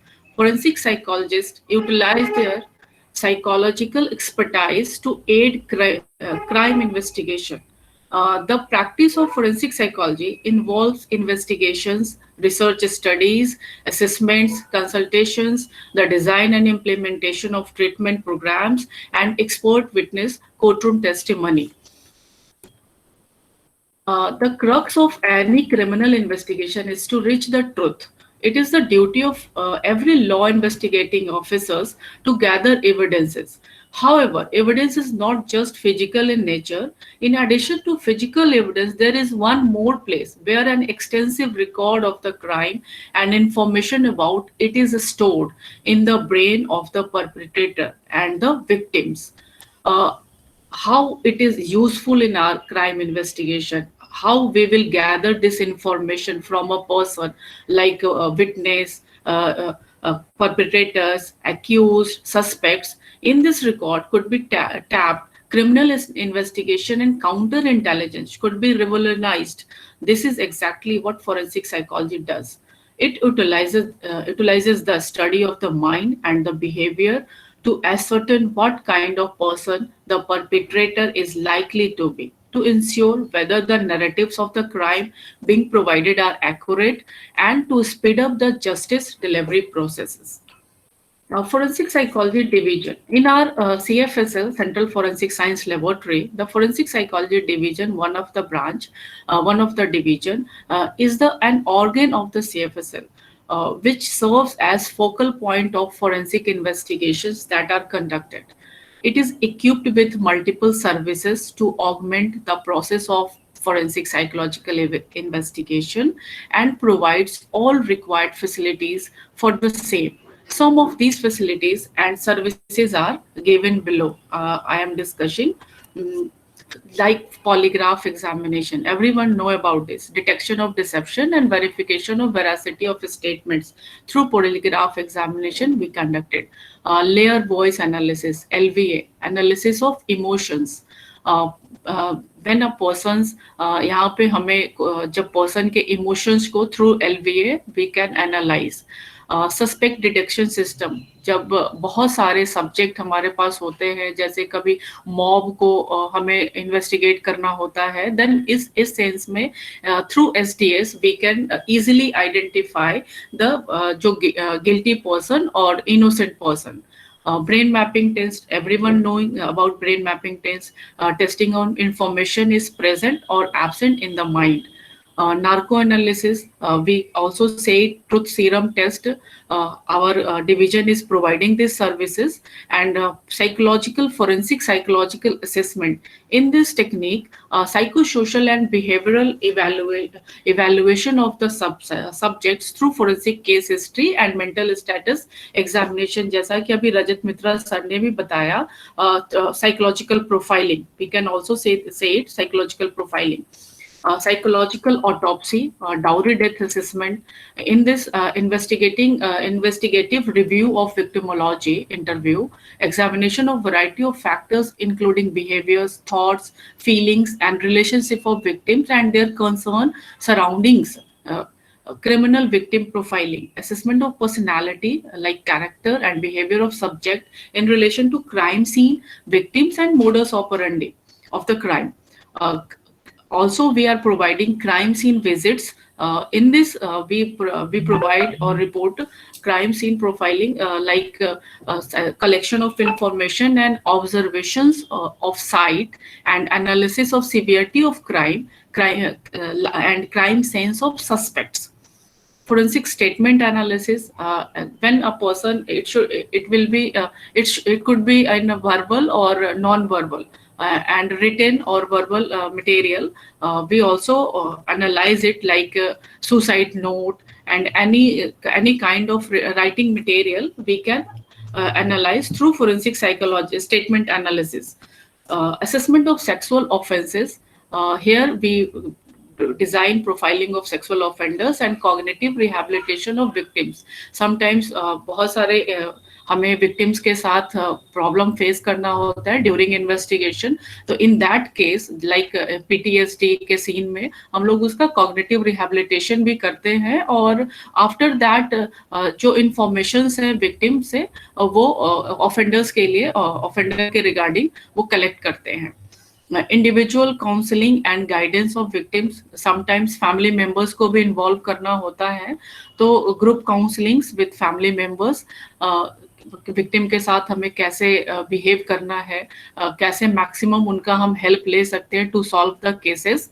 And इसमें हम analysis of domestic violence, matrimonial disputes and crime against women and child, some kinds इस तरह से जो भी problems आते होते हैं ड्यूरिंग इन्वेस्टिगेशन, तो वी साइकोलॉजिस्ट इसे वेरी इजीली फॉर्म में हम लोग हैंडल करते हैं. Forensic psychological consultancy. Sometimes many of the investigating officers, advocates, judges, उनको issues होते हैं कि इस केस में कोई typical केस हमारे पास आया और इस केस में हमें क्या करना चाहिए, कौन से tools यूज करना चाहिए, कैसे हम maximum information gather कर सकते हैं to provide them holistic justice. Then उस sense में हम लोग एक meeting करके उनके साथ consultancy भी होती है. So just our division is providing these services also. Training, lecture and demonstration. Many of the organization like IB, CBI, BPRND, Delhi Police, इनको हमारा students of the many colleges or schools, visitors of different organizations, उन्हें हमें training, जो polygraph system, जो भी psychological tools हैं उनका with demonstration we are providing this services. And assessment, remedies and suggestions. Our division is also engaged in research and developmental activities. At the moment, I am providing services of sexual offenses, and my research is going on this topic also. I am engaging in assessment of false rape cases. जो allegations होते हैं false rape cases को, how I can assess, and identification and management of occupational stress. बहुत सारे अभी organisation से हमारे पास ये प्रॉब्लम्स आते हैं कि जैसे पुलिस पर्सोनल को कैसे बहुत स्ट्रेस है, तो उनसे हम मैक्सिमम किस तरह से आउटपुट ले सकते हैं, उनको एक बेटर फॉर्म प्रोवाइड कर सकते हैं ताकि उनके स्ट्रेस को कोप किया जा सके, टू कोपिंग द स्ट्रेस. अब now we will talk about, अभी जैसा कि हमने अपने सर्विसेज के बारे में देखा जो forensic psychology division is providing, and truth testing technology जिसके through forensic psychology division equipped है. It is a well versed with many different techniques to conduct assessment of subjects. These are known as truth testing technology. They provided added investigative value to derive further leads in crime investigation. Truth testing technology focuses mainly on mind and body activities, which produce more objective results by tracing the original state of truth or lying. Like polygraph, जैसे physiological changes, brain में information, उसके memory के checks, it is based on GSR. फिर उसके unconscious situation, unconscious position में, semi conscious position में narco analysis test, जो truth serum, तो the SDS, LVA, तो ये सारे टेक्नोलॉजी यूज करके मेनली पर्सन्स झूठ बोल रहा है या सच बोल रहा है, बेसिक हमारा फोकस इस पे होता है. इनका ऑब्जेक्टिव क्या है? What is objective? To verify the truthfulness of statements, to economize the process of investigation, to replace the third degree method by scientific method, to differentiate the innocent, one minute. Yes, innocent slide sharing is sharing, क्या ये share हो रहा है या फिर नहीं हो रहा है? Hello, Yes, Yes, ma'am. ma'am. Yes, slide is is it visible ना? ओके, एक्चुअली यहाँ पे क्लोज हो गया मेरे इस पे, no problem. To assist the investigation, these are the main purpose of the truth testing technology. जो हम इस पर्पस को लेकर के हमारा जो प्रोसीजर स्टार्ट होता है कि how we are doing, what is the procedure of forensic psychological analysis. Whenever a crime is committed, people usually contact the police, who in turns comes to the police spot, crime spot, and collect physical evidence and identify the suspects, victims, witnesses, and etc. After collection of evidence, they deliver them to forensic science laboratories. The laboratories scientifically examine the physical evidences, while the forensic psychologist examine and assess the suspects, victims, witnesses, etc., to collect psychological evidence. Then reports of the assessments are created and sent to the court of the law to help the court in solving the cases. Importance, what is importance of psychological investigation? Thus, forensic psychology is important as it is better at answering the question about who, when, where, what, why, and how. Sometimes जो statements police officers लेते हैं, उसमें बहुत सारे statements में आप देखोगे बहुत सारे लाइकुनाज होते हैं, कुछ आंसर प्रॉपर नहीं है. तो उस सेंस में हमारे हेल्प से ये who, when, where and what एक लॉजिकल वे में हम लोग उनको कंक्लूजन ड्रॉ करके पुलिस ऑफिसर्स को, इन्वेस्टिगेटिंग ऑफिसर्स को या कोर्ट्स को प्रोवाइड करते हैं कि उस टाइम ड्यूरिंग क्राइम क्या रहा होगा, सब्जेक्ट का मेंटल स्टेट, क्राइम सीन की सिचुएशन क्या रही होगी, प्लान्ड था, अनप्लान्ड था, दैट ये सारे डिजाइन कर रिपोर्ट में हम लोग प्रोवाइड करते हैं. Physical evidence such as biological and chemical examination only give facts, but not the motives, the planning, and the association. However, psychological evidence that is compiled by the psychologist paint a better and deeper picture of the crime, complete with determining the motives and mental state of the criminal. Instead of relying on the physical evidence alone, it aims to supplement it and back it up the relevant psychological assessments. Acquiring psychological evidences. Now that we have studied the importance of psychological evidence in crime investigation, let us begin to understand how we acquire them. It is done through psychological evaluation and assessments of the victim, suspects, and witness brought in the FPD. FPD stands for Forensic Psychology Division. This is known as psychological profiling. Acquiring of psychological evidence through this psychological profiling is a well-practiced and reliable investigative technique. It helps the expert to gather information by comprehensively understanding the individual's characteristics and capabilities through the collection, integration, and interpretation of their demographic and personality details or behavioral inputs. So, the process of evaluation is such information is obtained through a variety of methods and measures with relevant sources determined by the specific purposes of the evaluation. Sources of information may include records like educational, occupational, medical, and legal obtained from the referral sources. Records obtained from organizations and agencies that have been identified as potential relevant, interviews with the subject, behavioral observation, interview with the corroborative sources such as family members, friends, teachers, and others, and formal psychological testings. Psychological profiling, it's a holistic study of the person and his psychosocial background is also done, which includes personal history interview, mental status examination, psychological assessments, case-related interview. In personal history interview, we thorough studies about history, family history, birth and childhood development, childhood behavior, educational history, occupational history, marital history, sexual, medical, criminal, substance use, and personality factors. These all history we take carefully, because through this history we can analyze the background of the person, uske needs, uske motives, उसके situations, जिस environment में वो पला बढ़ा है, अगर वो presently जो बिहेवियर शो कर रहा है, what is the reason behind it. तो this history helps us lot. Mental status examination, as we know, just when a person appeared in front of psychologist, we assess appearance, orientation, speech, perception, thought process, memory, judgment, abstraction and comprehension, psychiatric or neurological symptoms.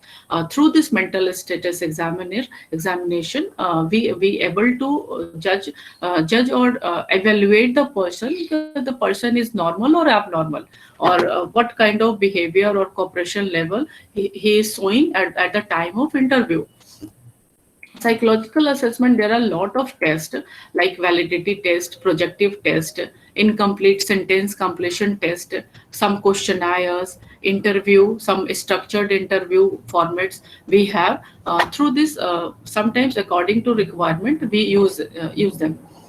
Psychological evaluation process, when gathering this mental status after completing the mental status examination and taking history, we started our main psychological evaluation process. Interview with the investigating officer. First of all, investigating officer, why he wants this evaluation, what is the purpose. तो investigating officer से एक baseline तैयार करते हैं कि what is the case, thorough case study हम लोग investigating officer के साथ डिस्कस करते हैं. व्हाट ही वांट्स, कौन सा इनको इंफॉर्मेशन और हेल्प चाहिए जो इनके केस इन्वेस्टिगेशन में हेल्प करे. तो वो हमारा एम एंड ऑब्जेक्टिव हो जाता है इवैल्यूएशन का, और उसके बाद हमारा मेन सब्जेक्ट के साथ इंटरेक्शन स्टार्ट होता है. In this pre test counselling और psychological profiling started. Psychological profiling in this MSc and history, and some tools according to requirement we uses. Availability of information and nature of the case, like इसके according to requirement we design कि क्या हमें next technique use करना है, like polygraph, बियोस profiling और narco analysis, SDS, जितने भी हमने टूल्स अभी डिस्कस करे थे, उसमें से जो भी हमें रिक्वायर्ड होता है उसको हम लोग जज करते हैं, डिसाइड करते हैं according to nature of the case. उसके बाद इनसे जो एनालिसिस होती है, जो ग्राफ्स और रिजल्ट्स आते हैं हमारे पास, उसके बेसिस पे फिर पोस्ट टेस्ट इंटरव्यू कंडक्ट किया जाता है सब्जेक्ट के साथ. जैसे कुछ अभी एक साइकोलॉजिकल एविडेंसेस लाइक ग्राफ और उसके जो इसी नार्को एनालिसिस के रिपोर्ट्स और रिकॉर्डिंग्स हैं, उस बेसिस पे कुछ सब्जेक्ट को हम लोग पोस्ट टेस्ट की, देखो तुम अभी प्री टेस्ट में क्या बोल रहे थे, ड्यूरिंग टेस्ट तुमने क्या बोला, और what is the difference, what is the reason कि आपके दोनों स्टेटमेंट में डिफरेंस हैं, अगर इफ एनी होता है तो post test, after completing post test interview हमारा प्रोसेस कंप्लीट होता है. फिर हम लोग उसको सब्जेक्ट को फ्री कर देते हैं. और इसका पर्पस क्या होता है प्रोफाइलिंग का? To establish the subject's innocence और गिल्ट बाय क्वेश्चनिंग. उसके क्वेश्चनिंग से ही, उसके सवाल जवाब से ही ये सारे एस्टेब्लिश करने की कोशिश की जाती है, और उसका जो वर्बल और नॉन वर्बल बिहेवियर है. To gather psycho social and behavioural facts objectively without bias, जो भी वो बताता है, और फिर जो हमारे रिकॉर्ड्स हैं उनसे हम मैच कराते हैं without disturbing him. To discover leads towards new evidences, motives, witnesses और suspect. Sometimes during discussion और during interview बहुत सारे leads भी हमें मिलते हैं, सब्जेक्ट का मोटिव जानने को मौका मिलता है, विटनेस और सब्जेक्ट सस्पेक्ट्स के. To discover leads for other cases, sometimes हमें दूसरे केसेस के बारे में भी लीड्स मिल जाते हैं, एंड उसे फिर हम लोग लिंक करते हैं कि अदर पर्सन के साथ और फैक्ट के साथ जो इसने डिस्क्लोज किया है, how it is related. To obtain a confession during test, ये भी हमें मिलता है कि समटाइम्स जो विटनेसेस होते हैं, फॉल्स विटनेसेस, वो कन्फेशन भी कर लेते हैं कि हाँ yes I was wrong that moment that time, मैं झूठ बोल रहा था, दिस इज द फैक्ट। इस तरह से जब हमारा काउंसलिंग का प्रोसेस होता है, जब हमारा इवैल्यूएशन का प्रोसेस होता है, तो एक रैपो स्टैब्लिश हो जाता है सब्जेक्ट के साथ। तो उसके इम्पैक्ट में आकर के एक जो उसको फेथ डेवलप होता है सब्जेक्ट को कि हाँ ही और she will help me in this process, investigation process, तो वो सच बोलने के लिए फिर रेडी हो जाता है। एंड इस तरह से हम ट्रुथ को डिस्कवर कर पाते हैं। फिर इस ट्रुथ जो भी वो कन्फेशन होता है फर्दर फिर as a corroboratory evidence investigating officer use करते हैं। ऑब्जर्वेशन एंड रिपोर्टिंग, ये सारे जो असेसमेंट्स प्रोसीजर्स हमने फॉलो किए, बेसिकली उसके बाद हम लोग रिपोर्ट प्रिपेयर करते हैं जिसमें बेसिकली जो इंफॉर्मेशन बेस्ड होता है, inclusion of knowledge of the subject related to the case in logical sequence. Information हम लोग इंफॉर्मेशन जो भी सब्जेक्ट ने इंफॉर्मेशन यहाँ पर रिवील किया है उसे भी लॉजिकल सीक्वेंस में सब्जेक्ट आईओ को रिपोर्ट फॉर्म में देते हैं। And finally inclusion of information related to involvement और association of the subject in the crime. Basically जो हमारा ऑब्जर्वेशंस होता है और इस तरह के रिपोर्टिंग फॉर्म में हम इनपुट देते हैं। Conclusion, it is very important to understand that every criminal commits the crime on a different basis of his or her own understanding. Fine. Forensic psychology allows us to understand and distinguish between them to reach at the more conclusive understanding of the crime. The truth testing tools have been emerged as the most powerful techniques in assisting the law enforcement agencies in administration of the criminal justice system. इस तरह से जो हमारा system है काफ़ी helpful होता है। अभी जैसे मैं एक केस को आपको बताना चाहूँगी कि जैसे कोई सुसाइड है और सुसाइड का केस है, या फिर उसे लोग बोलते हैं कि जस्ट ये मर्डर था। तो इस सुसाइड और मर्डर के सीन में जब इन्वेस्टिगेटिंग ऑफिसर को लगता है, जब क्राइम सीन पूरा प्लान्ड वे में होता है, आप you can see the example of Sushant murder case और Sushant suicide case. We are not in the phase कि ये मर्डर है या सुसाइड है, we are not in the conclusive part. So that's why I am saying कि अगर उस case का एग्जांपल लें तो we are able to through psychological autopsy हम लोग उसे असेसमेंट के बाद बता सकते हैं कि ये मर्डर था या सुसाइड था। जो भी सब्जेक्ट्स के वहाँ पे जो क्राइम सीन पे हमें एविडेंसेस मिलते हैं या सब्जेक्ट के जो बिहेवियर पैटर्न होता है, उसके फ्रेंड्स और रिलेटिव्स और उसके सराउंडिंग से इंफॉर्मेशन गैदर करने के बाद समटाइम्स सुसाइड भी है तो वो किस मोड में था, क्यों था, उसके मोटिव्स, इस तरह से जो इंफॉर्मेशन हम प्रोवाइड करते हैं वो हमारे जस्टिस सिस्टम को काफी हेल्पफुल होता है to understand the background of the case. These advanced scientific techniques detect changes in physiological activities and have proved to be an efficient substitute by which the investigating officer digs out the withheld information or evidence from the suspects or accused. Thus, as part of the investigation, the uses of these truth testing techniques have been found to be very useful in recent cases and have been provided leads to investigation of the cases. However, there is no doubt in the fact that truth testing technologies don't prove guilt or innocence by themselves. That is the role of judge and juries. Just we are providing only the facts which we जो हम during interview or during investigation हमें मिलता है. These exciting techniques gives the judge and jury new scientifically valid evidence to help them arrive at their decision or logical conclusion. Thank you. Any questions? I would like to discuss. If you have any questions, kindly ask. Thank you, ma'am. That was really an illuminating talk. So it was very explanatory because most of us have limited practical knowledge in the crime investigation and the procedures related to it. So I think many of us will get, I think they'll think about enrolling for forensic psychology by end of the summit because it was a lot of information and it was very interesting. Especially for me, it was really interesting. So I believe all the participants are also enjoying it. So because really interacting with people like you are very much motivating us to do more, learn more, and to do something for the betterment of the society. So thank you, ma'am. Thank you so much. And we have queries, so we'll be mailing to you Yes, according sure, to the mail sure. address, so you can reply to us. Sure, sure, Anju. Thank you. Thank you, Thank you everyone. so much. Thank you. So now that we have learned about some of the applications in forensic psychology in the criminal investigation, how to deal with people and all, and it's time to apply this knowledge into the real world, right? So will there be any challenges for it, or is it that easy as they explain? Let's see. So our next vibrant speaker is here. She is a renowned criminal psychologist who has honored with Indian Excellence Award and Indian Icon Award for her valuable contribution and efforts for building the nation and society.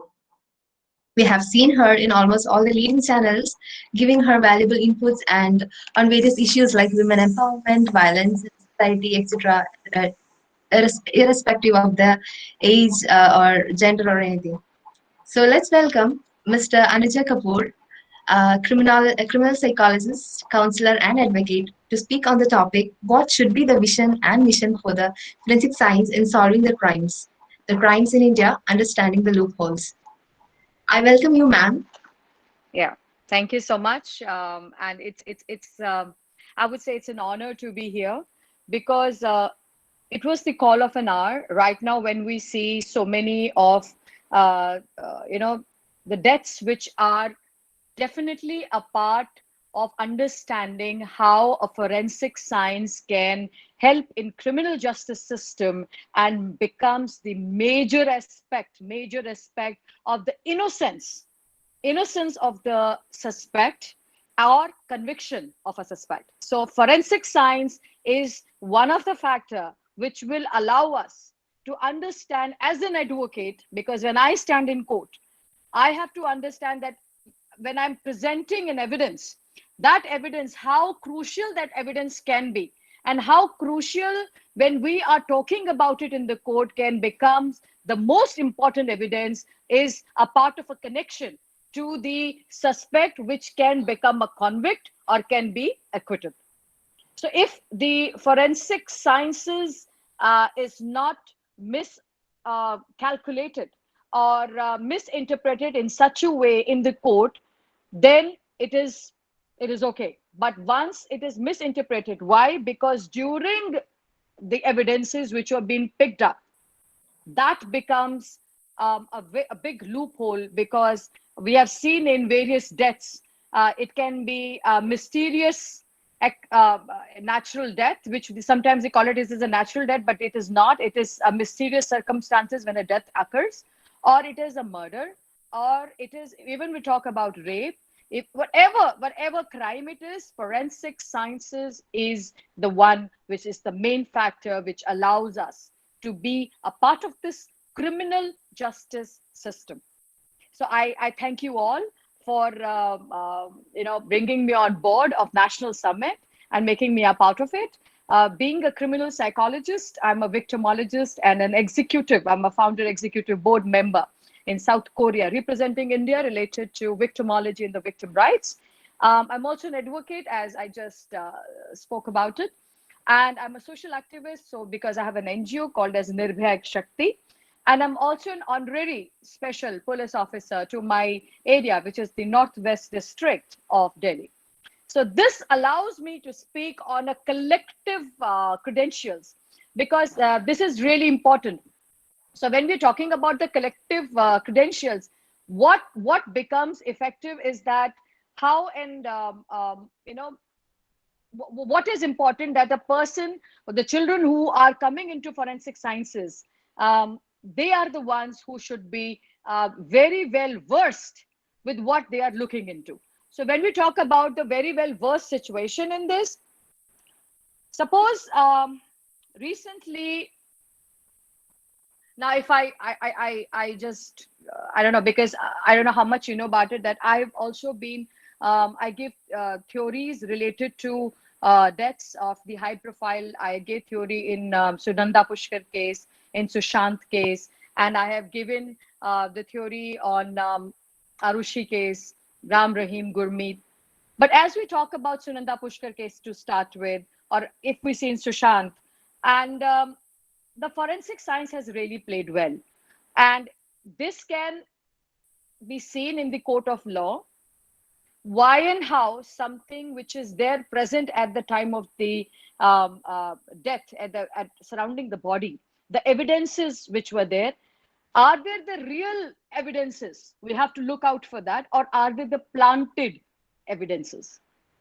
So how do you figure it out that the real evidences and the planted evidences are a part of that person or the suspect, which we will see it in later? So what happens in India, very, very well talked about forensic sciences, and we have AIIMS, we have the bodies which are here, medical, we have MCI, which talks about it. So when we look into the greater detail of this, what happens is we forget to see into the small loopholes.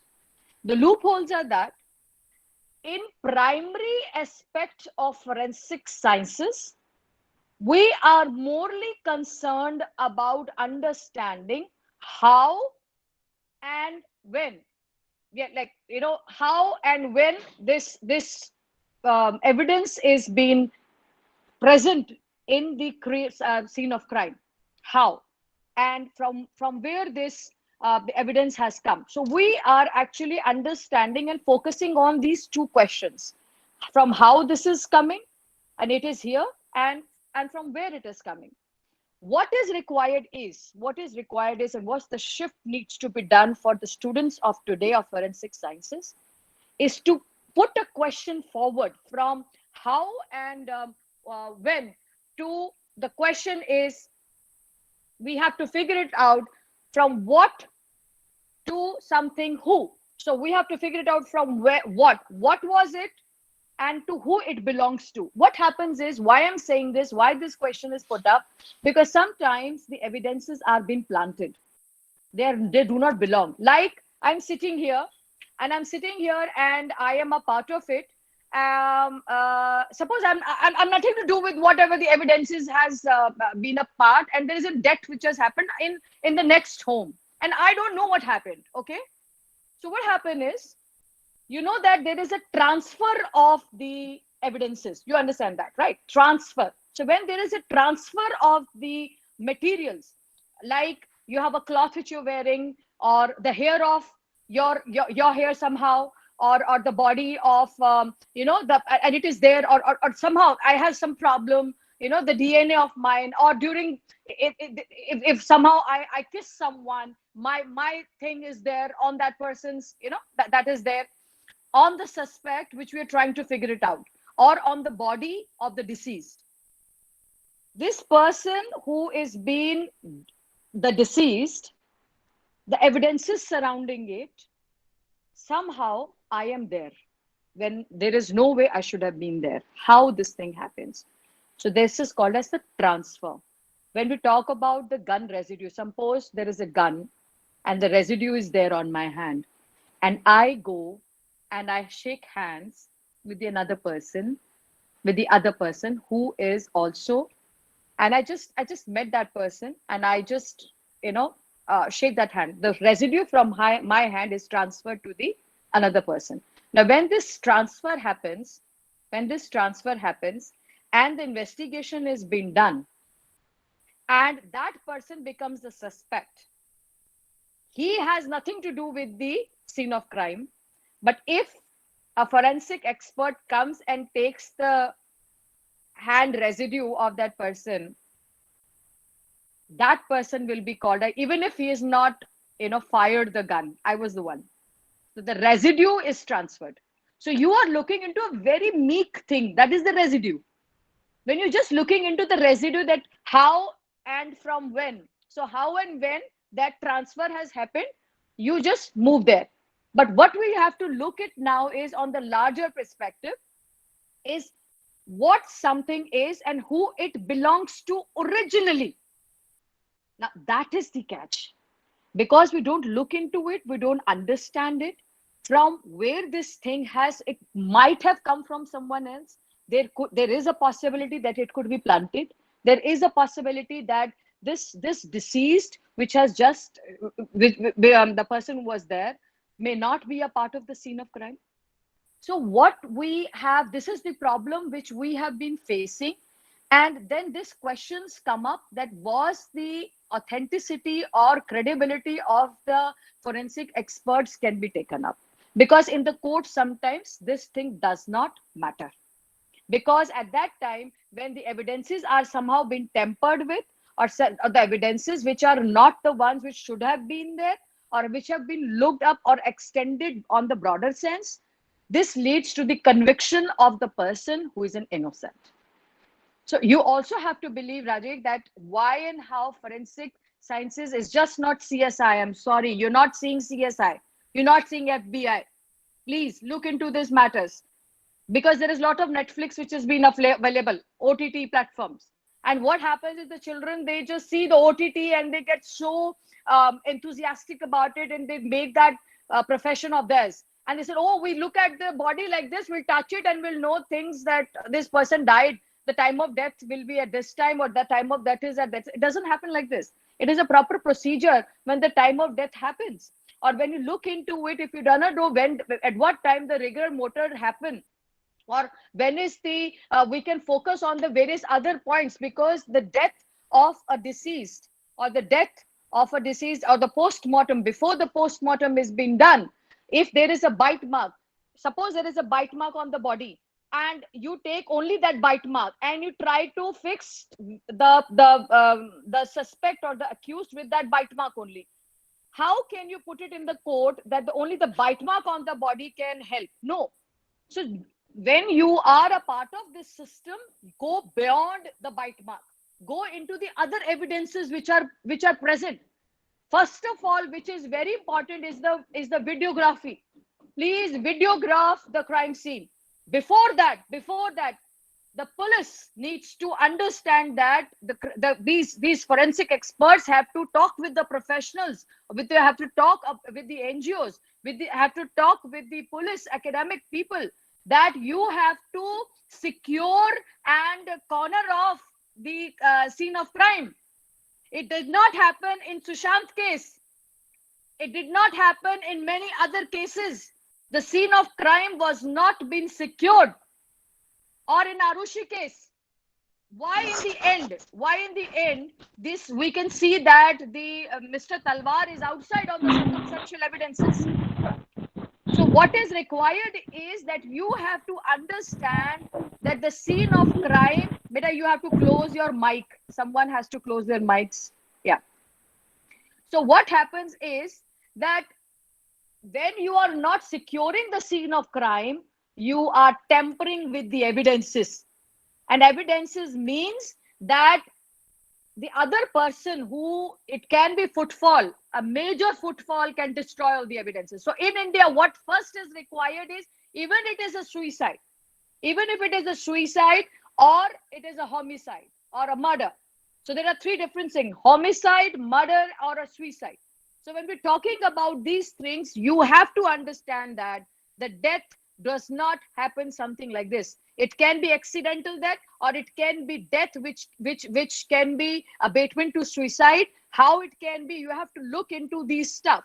So what is required is, first of all, please secure the scene of crime.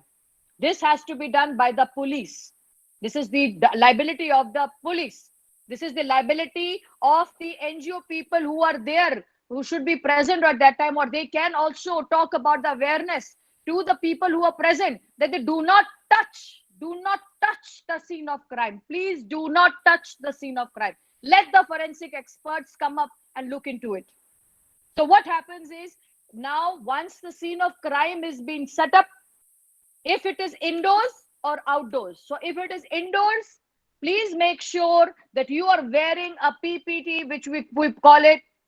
That is very, very important, that you are wearing a PPE, which is a personal protective equipment and which is the cleaning supplies. So which you wear it, and you have a cleaning supplies with you. If you are cleaning that area, there are times, or you have to gather the evidences. So wear a proper PPE. These PPEs should be given by the government in a larger quantities, so that the tampering of the evidence at that time, your DNA should not be there. Your DNA should not be there because of the stupidity of any of the forensic expert or by carelessness or the negligence. So what is required is once you wear a PPE, what is there that you have to fully cover your hair, your head, your hands, your whole body, as you must have seen now in COVID, and your shoes, because this is really important. Wear 2 pair of gloves. 2 pair of gloves, wear it. Why? Because if you're picking up an evidence and where you just picked up an evidence, and once you are picking up, and that is a little messy, so you can always take 1 pair of glove out and put it in that Ziploc. Then you have a second pair which is already there on your hand, so that you don't, because otherwise you're tampering the evidences. You're picking something and then you are tampering with the evidences yourself. So at least wear 1 or 2 pair of gloves, or you can wear, and you have to wear a mask, so that again, because sometimes you never know, you are there at a scene which is contaminated, so you can also fall sick. And there should no perspiration on your body. So none of your DNA should be going there. Okay. So what is required is, first is the PPE. Second, you are picking up the evidences. Get a clear bags, Ziploc bags or the airtight containers. Put those evidences in the airtight containers or the zip bags. Secure them properly. Mark them. Before that, the minute you enter the scene, the area, you should be having the flags. The flags, so that the minute you enter from there, you start flagging up. And if you find the blood, please don't step on the blood. What can you do is that you can carry some slabs. There are small slabs which are available. Slabs. Those slabs can be put on the other side, and so that you walk on the slabs indoors and outdoors. You can do that even if the body is outdoor. If you see it in a wood, or if you see somewhere in area where this is a jungle or somewhere outside, and you do not want to contaminate your body things or with that, so what you carry those slabs, and when you carry those slabs, you yourself are going on those slabs, and you're not contaminating the areas. So the first thing is, you have to open up the whole of the lights.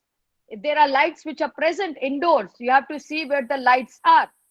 So first of all, if you can see the lights, whatever the scene of crime is, first click that area.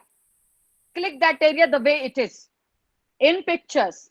If with DSLR, with DSLR, good cameras, you have to click the whole scene of crime. Then videograph it, so that if something is amiss, you can go back into it and you can look into it. So once you see that, you click it, you see if there is a possibility, you also carry luminols, you know where to find blood, how to put UV lights, and you know all those stuff. So what is required is, Pooja, what we can do is, we can talk about the questions later. So the mediator will talk about it. Let me finish this thing, because I'm about to finish. So what is required is that you have to first cover yourself up, secure the scene of crime, take videographs, the videography to be done, take pictures, put the evidences in the Ziplocs or in the tight containers. When you are taking your things out, do not touch your body, because once you're wearing the full dress, wear the glove over till here and the second glove till here. So in that way, nothing is being going inside. Sometimes it's a contaminated zone. So you do not need to believe in that. So you have to wear something which is, you are totally being tucked up. It is very important. I've seen people, they do not wear these things in India, which will create a problem in future, and it has been creating a problem. So now when we see it in pandemic and these things have been made in the larger quantities, please use them. Please use them.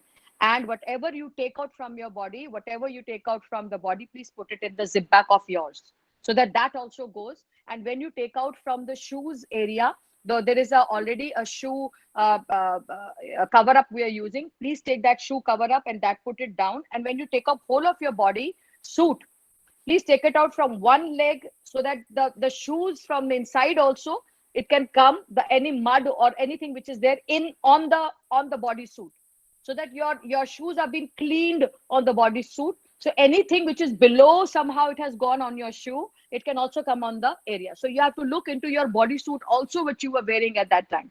So this is really important, because we don't do this. We don't do this. This is something which is really sad and really bad, because we are actually the suspects or the accused life is in our hands. So, and the last thing which I want to quickly talk about is, when you're talking about the time of death, the time of death cannot just come up and just look into it, and it does not happen. The time of death happens when we have 2 to 3 phases, which is there. When I think you all know about pallor mortis, we know about algor mortis, and then we talk about rigor mortis, and livor mortis comes later, darling.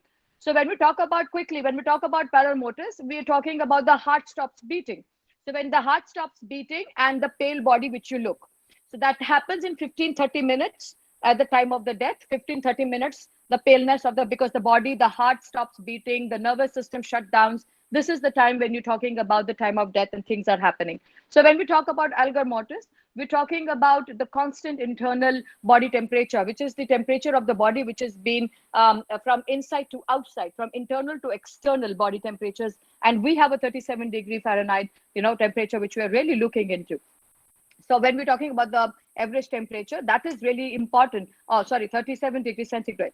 So we're talking about that. We're talking about that the temperature, which is a normal temperature. But when you see that the temperature is going down, it goes down 2 degrees quickly as compared to the temperature outside, and then over the time, when the time passes, it happens in 1 degree. In every hour, it happens in 1 degree in every hour. So what is required is that at every hour when the thing is happening, so it means that the temperature, you have to look into the body, and how when you put a thermometer into the areas, and you will know that if it is happening in 1 hour and the temperature outside is happening in 1 hour, the temperature is moving inside and the equilibrium is not constant. So you will know that the time of death is there. And usually what happens is that the decrease of the body temperature will be 2 degrees from the outside temperature. So it is also important. The limitation is what is the temperature outside the body, and whether the person was wearing the clothes or not. Now this will also define what is the temperature of the body outside and inside. So that is when we talk about algor. And when we talk about rigor, you also know that rigor is the most important thing. So what happened in the rigor mortis, when your college at the stiff death, and that is when we talk about that before rigor mortis, all the muscles are relaxed, okay, and we call it a primary flaccidity. So when all muscles are relaxed, and those muscles, when they are relaxed after the death, and they are in the relaxed form. So what is that? The your eyes, your fingers, and your toes. These are the first thing which we always see, because that's the time when the rigor mortis is the areas where it affects first and it releases first, it relaxes first. So you have to look into this area. So when we talk about primary flaccidity, that is that the brain activity decreases. It really decreases the activity of the blood and the nervous system. So what happens? The muscle, it starts contracting. So when the muscle starts contracting, and in the first hour, in that first period, the urine comes out and the gas comes out. So that is the time when the primary flaccidity is happening. The urine and the gas comes out. It happens in the 1 or 2 hours of the death. So when the 1 or 2 hours of the death, you will first see is the urine and the gas. And when after primary flaccidity, the rigor mortis starts. And when the rigor mortis starts, what happens is that our own body starts eating our own metabolism. So, the enzymes start eating our own body. So decomposition starts. So then that is you call it an autolysis. So when you're eating your own body, the body's been eating up. It's 12:35. That's why I wanted to take a longer period. See, I'm not able to finish right now, but I think you guys know that the time of death is very important. Post-mortem, time of death is really important, has to be done. And during the post-mortem, please look into toxicology also. That is also very important. The last food which you had, with the deceased had, the last food, for how many hours, that is when we talk about the liver. So what is the last food the person has taken, at what time, and how it has been done it. This the whole thing. And please, when you are giving it in the court, when it is for the criminal justice system, when you're talking about it, please don't stick only to one evidence. Don't stick only to one evidence. Try to look into the other evidences of the body or the areas which are nearer to it, so that you are able to put the right person, the right suspect behind the bars. I'm so sorry, I have less time. So I take this thing off, and thank you very much. And maybe in questions, I might be able to answer something. Over to you guys. Thank you, ma'am. Thank you so much. So that was really an enlightening speech, because your talk has made us think a lot about the real investigation, how it should be, and how one should improve their abilities to think clearly and properly, rather than what's being present in front of them during the investigation. Yeah. So and also the importance of being the barricading the crime scene without contaminating the things. Yes. And I think your knowledge and experience in the legal system and the human psychology has helped our participants learn a lot more. And we are so sorry that because of this time limit, like we want to learn more about these things from you. And thank you so much. I'm listening to. I'm just seeing all the audience, beautiful audience. Oh my God, we have 147. Thank you so much, Jazz Foundation. I'm actually reading you all. Thank you so much. I wish I could speak more. Yes, And yes. maybe next time I'm going to speak more on this, so that I can tell you how you should be connected with me, because as a lawyer also, I'm going to tell you why the forensic experts fail in the criminal justice system. What happens sometimes, that the things, when the evidences which are being not appropriate are not being used in the court of law, and how the suspect is scot-free. So it is really important that you should be understanding, and how the victim also plays a role. It's a big and a larger nexus when we're talking about outside the victimology and the criminology. It is about the justice we are talking about. And justice is not possible if all of us as a team does not work. Yeah, that's true, ma'am. So we are so honored to call you, especially. So, and if you have time, can you pick one or two questions from the chat box? Please do. Yes. That is why I close it up, so that I can pick questions. Thank you. Thank you so much. I'm reading to all of the comments which are coming. So beautiful comments. I'm just reading them all up. Thank you, guys. Audience, thank you so much for doing that. You loved it. This is the best I could have given you in 15-20 minutes. It's like a TED talk. Ma'am, can you talk about Sushant case? Well, I don't know. You have to talk to your moderator. Do you want me to talk about it right now? Do you think we have that much of time? Because when I start, it will become very passionate for me. It is going to be very passionate. It's a huge topic. So it's a big topic, and I am fighting already on the front. Not as a lawyer, but as a social activist. I'm sitting with Republic Bharat many times as a social activist and as a criminologist with Arnab Goswami, and I've spoken up on various details which I feel were not right for the AIIMS to come up with. There were a lot of failures, and I feel sad that somehow AIIMS has done that kind of a goof up, and why and how, I don't know. So yes, you all know, and you must have known the reports. And I can only say that the scene of crime was not secured, and it was not suitable for picking up the forensic details for the scientific evidences to be taken up, as well as it was already 70 to 80 days. It is now, this is why I'm saying it is very important for the police people to do that, so that they can help you. You are a team. If they are not becoming a team of you, understand what is the problem we are facing. So the CBI, even if it comes later, should be having those forensic details. Viscera report is really important. The bloods which you take it out should be in the correct form. Many things needs to be taken up. So you have seen that all of it can be a problem. Yes, you can get my number, Professor Doctor. I think he's asking my number. So the mediators all have my numbers, and you can please connect with them, and we can talk about it. Yes, sir. Thank you. Ma'am. Yes, So yes. next time we'll be surely calling you and we'll be giving a big slot to explain everything. Yes, I'm so sorry, girls and boys. I am so sorry. And to the faculty, and to the team, and to the staff members, and to the people, to forensic experts out here. I'm so sorry that I'm not able to do justice right now. It's a constraint of time, and I think I have to leave here. But I will come back. And Yeah, I sure. would love to discuss. Please, it will be in half an hour. I would love to. I can speak for 2 hours, depending upon what you want me. Now, have you seen me? Please make questions next time. Please ask me what you want me to speak about. I can speak on anything related to criminology, crimes, why it happens, victimology, why a victim suffers. What are the perspectives of that? And in the face of law, what are the problems which a lawyer face? What is the police which should have been doing it?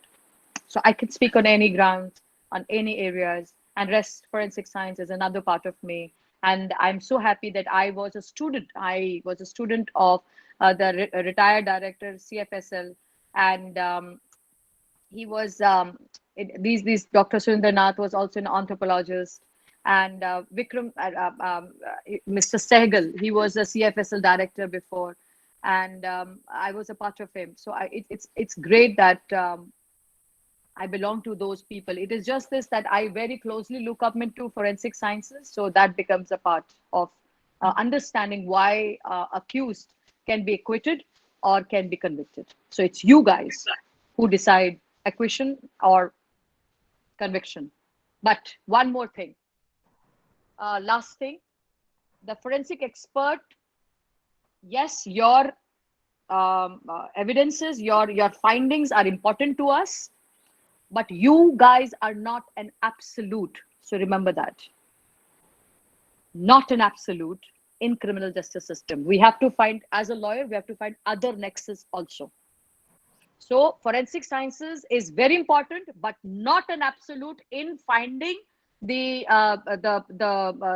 suspect can be a convict or can be acquittal. So you can only play a particular part.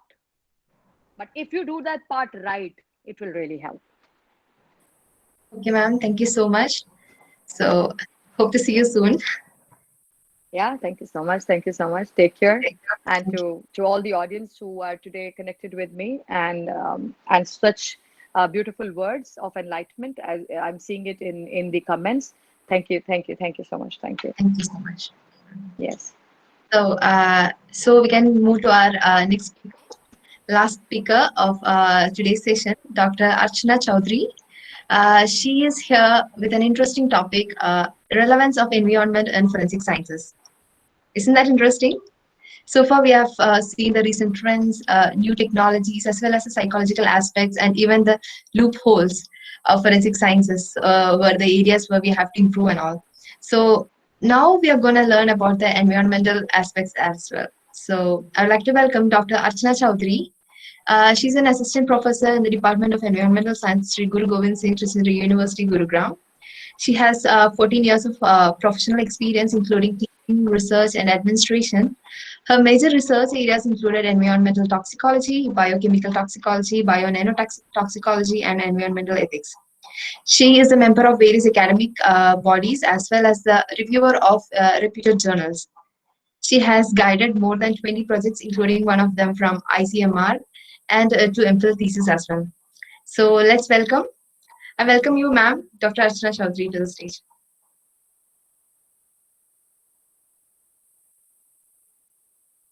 Ma'am, please unmute yourself.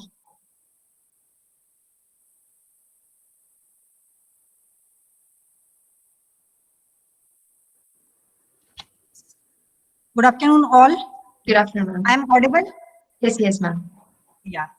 Thanks, Anju, for giving such a nice introduction to my topic. And whenever we enter any area, we just ask the first question, how was the environment? And I think that's the major relevance and this subject whole. And environment, it is not a single area or anything like that, but it is in a complex way, and where many things interact with each other, out of which we are unknown to so many things. And in forensic science, when we are talking about toxicants and toxicology, or how these cases are coming up and we have to deal with the evidences, we can't ignore the environmental aspects and we have to consider them in our mind. Dr. Anju, will you be sharing my presentation, or let me share my own? If you have you shared the slide with Jax Foundation, ma'am? Okay, I'm just sharing from my screen. Okay, that's okay, fine, ma'am.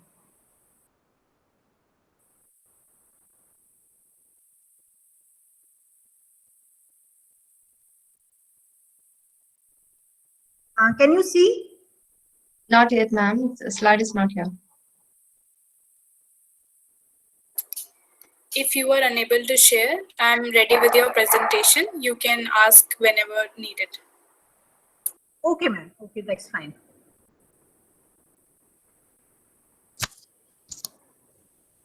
I'm just share the screen.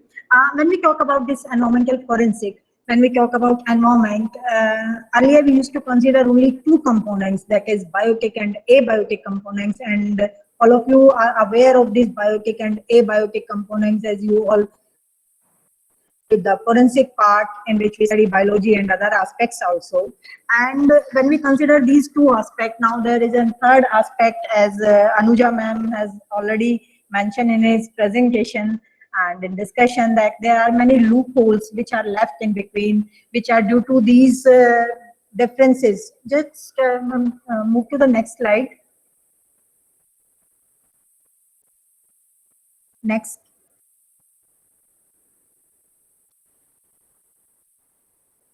And when we apply these concepts of environment, which include both biotic and abiotic components, here we used to utilize the application of chemistry and geology to study contaminants and determine their origin.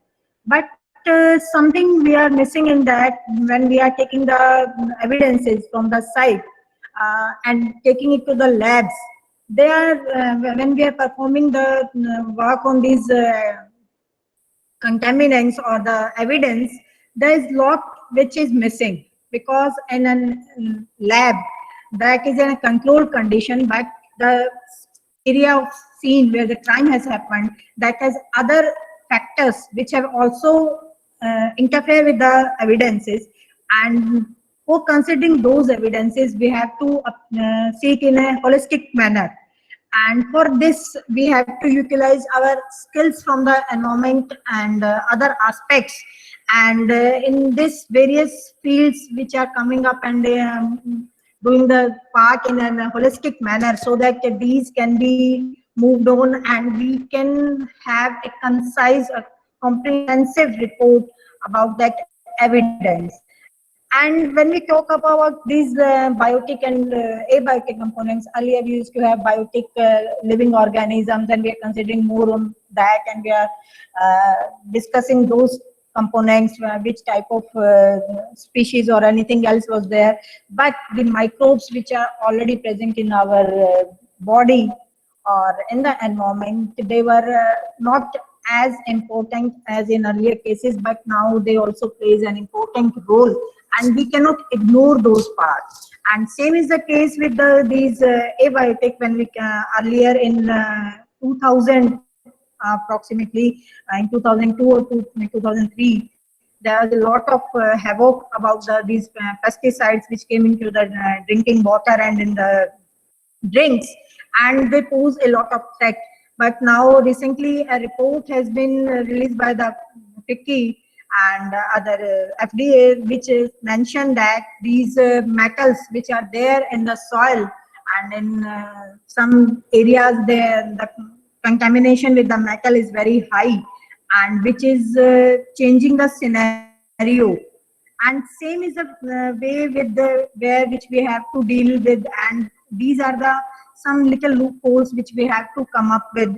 And we have, when we are investigating and scene, we have to think about of these components, and in detail we will be able to identify only if we know their composition and what is their lethal dose, and at what level they are posing harm to the means human body or anything on which we are working on, then we have to study it in a complex way, because when we are talking about that soil is contaminated, we can't say that water is not contaminated, because the soil, the water which is coming from the soil as a runoff from that part, that also contains those toxicants, those these contaminants, and when that is consumed, it also poses lots of issues with the body and other things. And one of the, when we talk about this metal toxicity, it is when we consider these metals and their toxicity, they are considered as a slow poison, because you are giving just a single dose is accumulating in the body. In long way, it can prove fatal to the person, and we have to be very specific when we are thinking of these suicidal or accidental cases where they used to consume these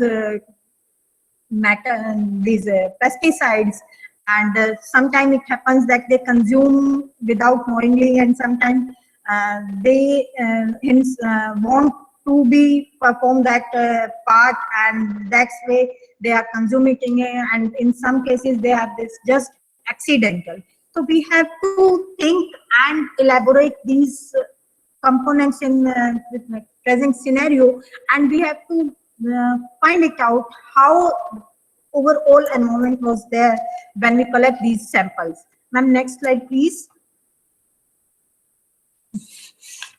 Now, when we talk about environmental forensic, I must say it is just part of the forensic science, and a very little component is there, but it plays a major role in collecting the evidence and in giving the evidence for a case.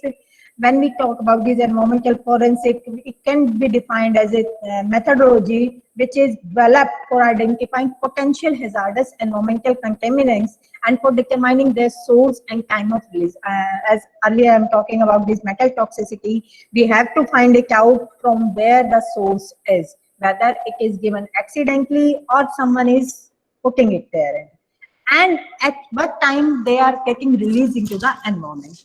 And when we just identify these components, we have to combine experimental analytical procedures for finding out. When there are some contaminants which are persisting in the nature, and if a person is aware that it is persisting in the nature and can harm the organism after some time, and he just give that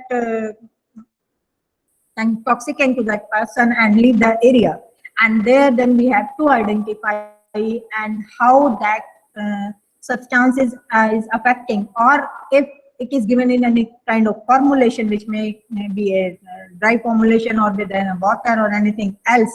And when we are you being the forensic expert, you have to be very specific how these contaminants are coming from, means what is their source, or how they are affecting the organism. Sometimes it happens everyone is having its own immune system, own resistance. You have to match with that, and if you know there are some loopholes and you know the person personally, then you know what food he is having or what kind of clothes he is wearing, and you use that information and creating a crime. And for that, these environmental forensic needs to be more specific, and not only in a particular aspect, but they have to see it in a holistic manner so that they can conclude accordingly, and their statement should be in such a way that it doesn't go against. And in that, some provisions are made by the government also, that they are considered as an evidable evidence in case of environmental legal disputes, where these are considered. Ma'am, can we have the next slide? Yeah. This is there where environmental forensic scientists have to be valuable professionals, because they are not only dealing with the health, but they are also dealing with the public health and the environment. how public health and environment, as I just spoke the example of the chemical toxicity which we are facing nowadays, and especially in those areas where the solid waste is increasing day by day, and there is lot of pressure to decompose that in other parts. And when we talk about this environment, everyone knows that environment is contaminated. Everyone knows that there are pollution in the environment. And that problem is not of the higher society. This is the problem of common person or the layman. And when we talk about this environment, we are considering it as a tragedy of common or a TOC. And that's the reason this has been neglected earlier. And now this environment, it plays a very important and crucial role in everything. As in when we discuss about these sustainable development goals, they considered these goals that they are interdependent and interrelated, and they have to be very specific when considering the environment. And without the consideration of environment, nothing can be sustained. And in the same way that this forensic science is emerging as a very new and I won't say a new, very lucrative profession nowadays, as most of the we have observed this pandemic, and in this pandemic cyber crime has increased, and it has put a lot of experts to how to deal with this. And so contamination, these are the collateral damage. I'm not going in the detail as I have got very less time for the interaction with others. I'm just giving an outline, but I want to say so that you may understand the importance of environment in dealing the cases of this forensic. Ma'am, next slide, please. And when we talk about medical legal aspects of toxic injury on an environmental side or an organism, there are certain events which has to be going one by one, and we have to be very specific how they are going. Means if they have consumed this pesticide, we have to see whether it is a persistent pesticide, it is already there or not, what is the half-life, and how it is affecting the organism's health or affecting the this environment.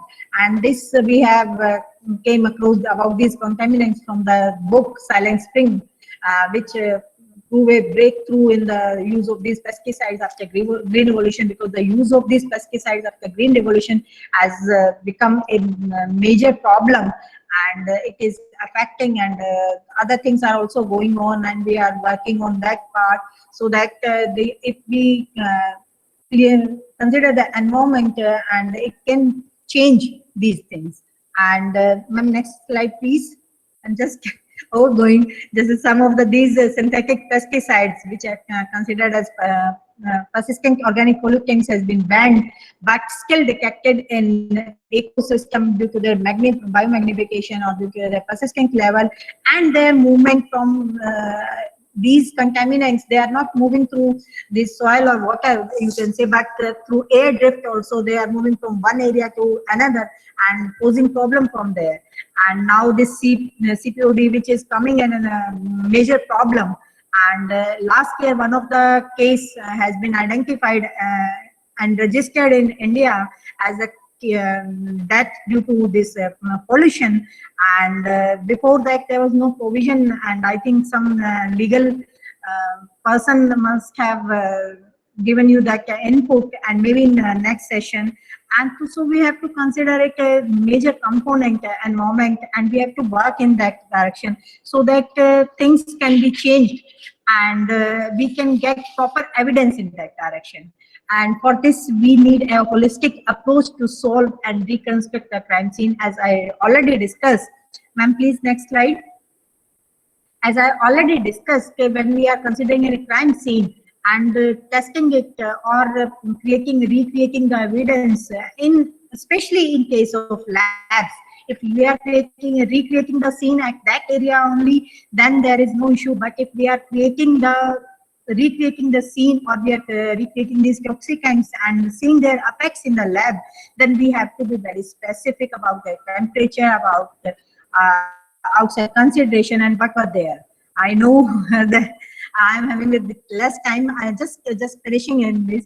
And these pollutants, they are ranking through different modes and cannot be studied in isolation. So we have to consider the environment as a whole and the major component which can focus on different aspects, maybe on climatology or the temperature and anything else which is relevant to that part, crime scene. And we have to further discuss on the ways how these are interacting when they are providing, because these economic, it is actually a complex system, and that we cannot ignore another aspect, or we can't say that is a microclimate and it's not affecting the crime scene. So we have to consider it and in a holistic way.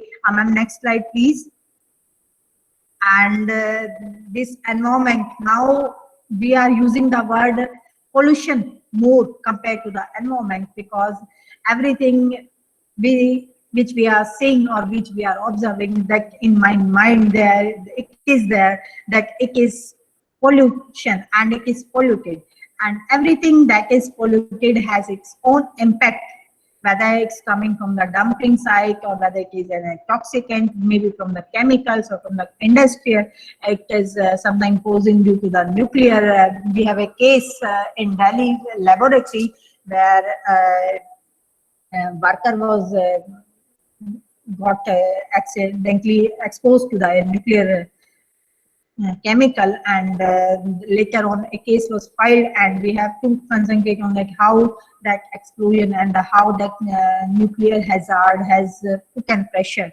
And in previous era, we have seen lots of glimpse of these pollution induced problems, and which are sometimes it happens like in environmental scenario we are using illegal ways, and and that is a very common practice, that if we want to cut a tree and we want to have something there, we just put some toxicants or some chemicals in the roots of the tree, and that tree eventually get degrade, and we have to move further, and we said that earlier there was no as such, and that affect us.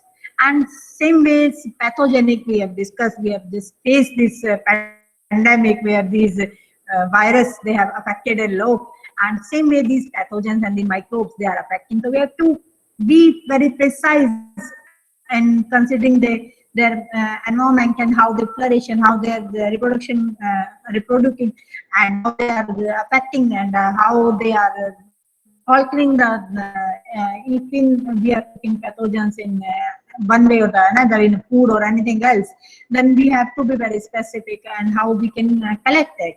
And these chemicals, they are coming from the industries, and in the industrial area, especially in those areas where lots of industries are there, we have to be very conscious, and we have to see which chemicals are releasing in the environment, which are directly or indirectly affecting the laymen.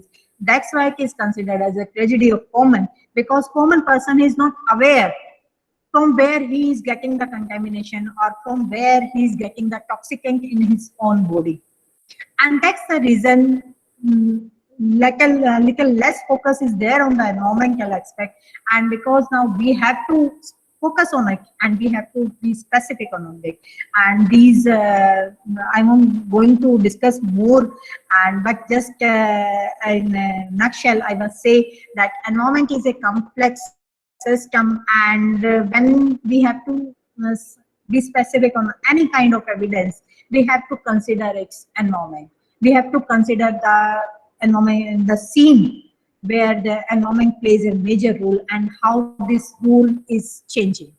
So that's I'm having 1, 2, 3 cases, but I think the time is going on, so I must conclude my session here. And thank you for all for having patience and listening to this different topic.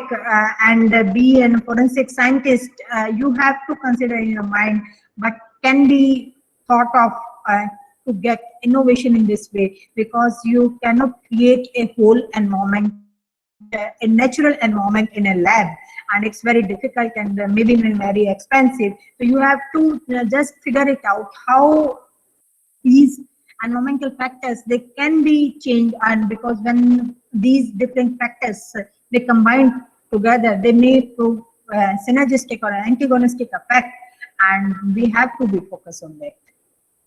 Any question from any side, I will be happy to share. Just Any participants have any questions?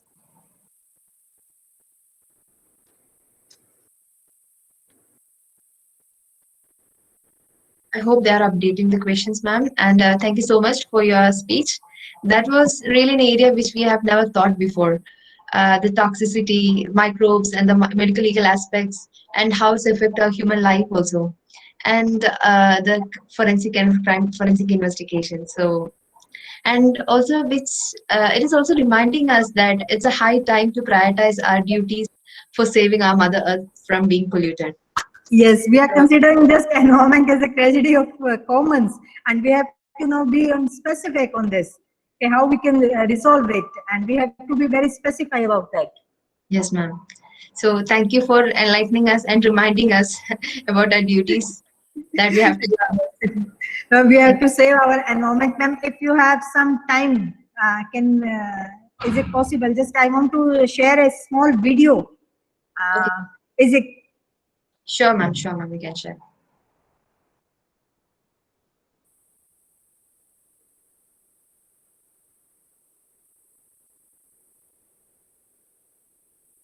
I think some issues there, I'm not able to present it from my side. And just this video is just showing, I'm just giving it in a so you can explain. Yeah, this video is showing that a tap is running and villagers and other person are going from there. And later on, a monkey came and he just drank the water. And after drinking the water, he closed the tap. Which means they are more responsible. They have their duty. Yeah, same way we have to be responsible, because when we are talking about, because they are also facing the problem, and that's why they realize that closing the tap is an important, because they are also need water and they feel thirst. And we are just human, we are intelligent. It seems that yes, we are intelligent and we can do anything and we can have advancement and techniques. But there you have to be very specific, because we have to consider our environment as a first priority. That's there. Yes, ma'am.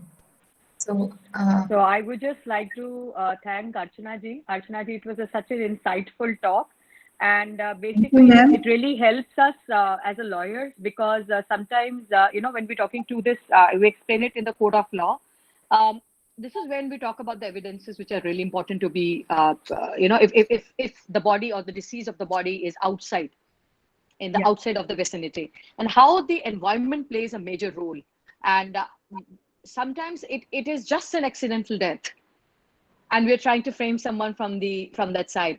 So the toxicology is really important, because when we're recreating a scene, that is when it is required that you experts should be there and doing your job correctly.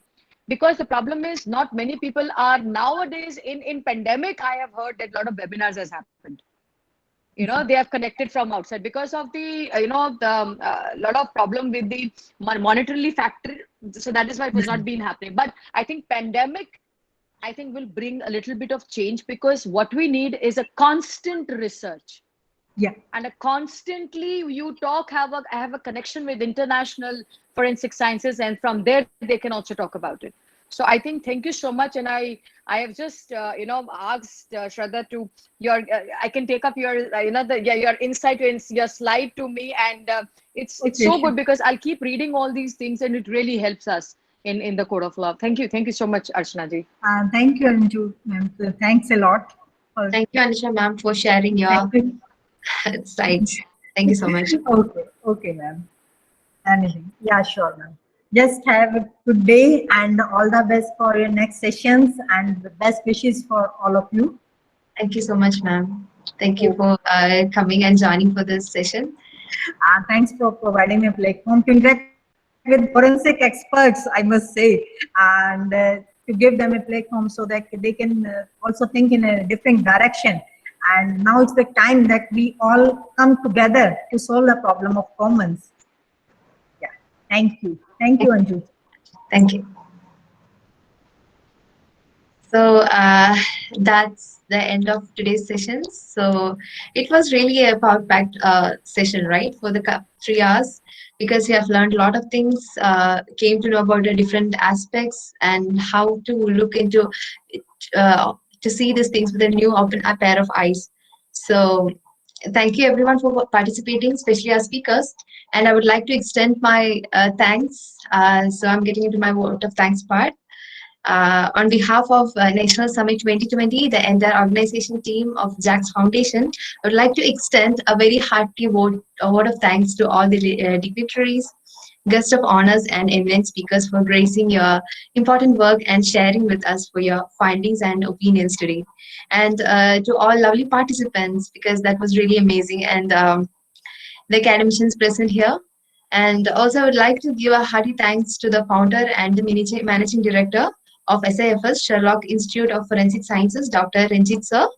Also to Mr. Jitendra Kumar, director and founder of JAX Foundation, for the perfectly managing this entire team, and all the board of directors, Ms. Shraddha Banerjee, the HR coordinator, Ms. Simran Garg, technical head, and the entire team for coordinating who made this successful event. So thank you so much, everyone. And we'll be having the second part tomorrow at the same time, 10 to 1 o'clock. And let's see what's waiting for us for tomorrow. Thank you. Thank you so much. So we'll see you tomorrow. Thank you. Thank you so much. Thank you. Thank you. Thank you. It was so insightful.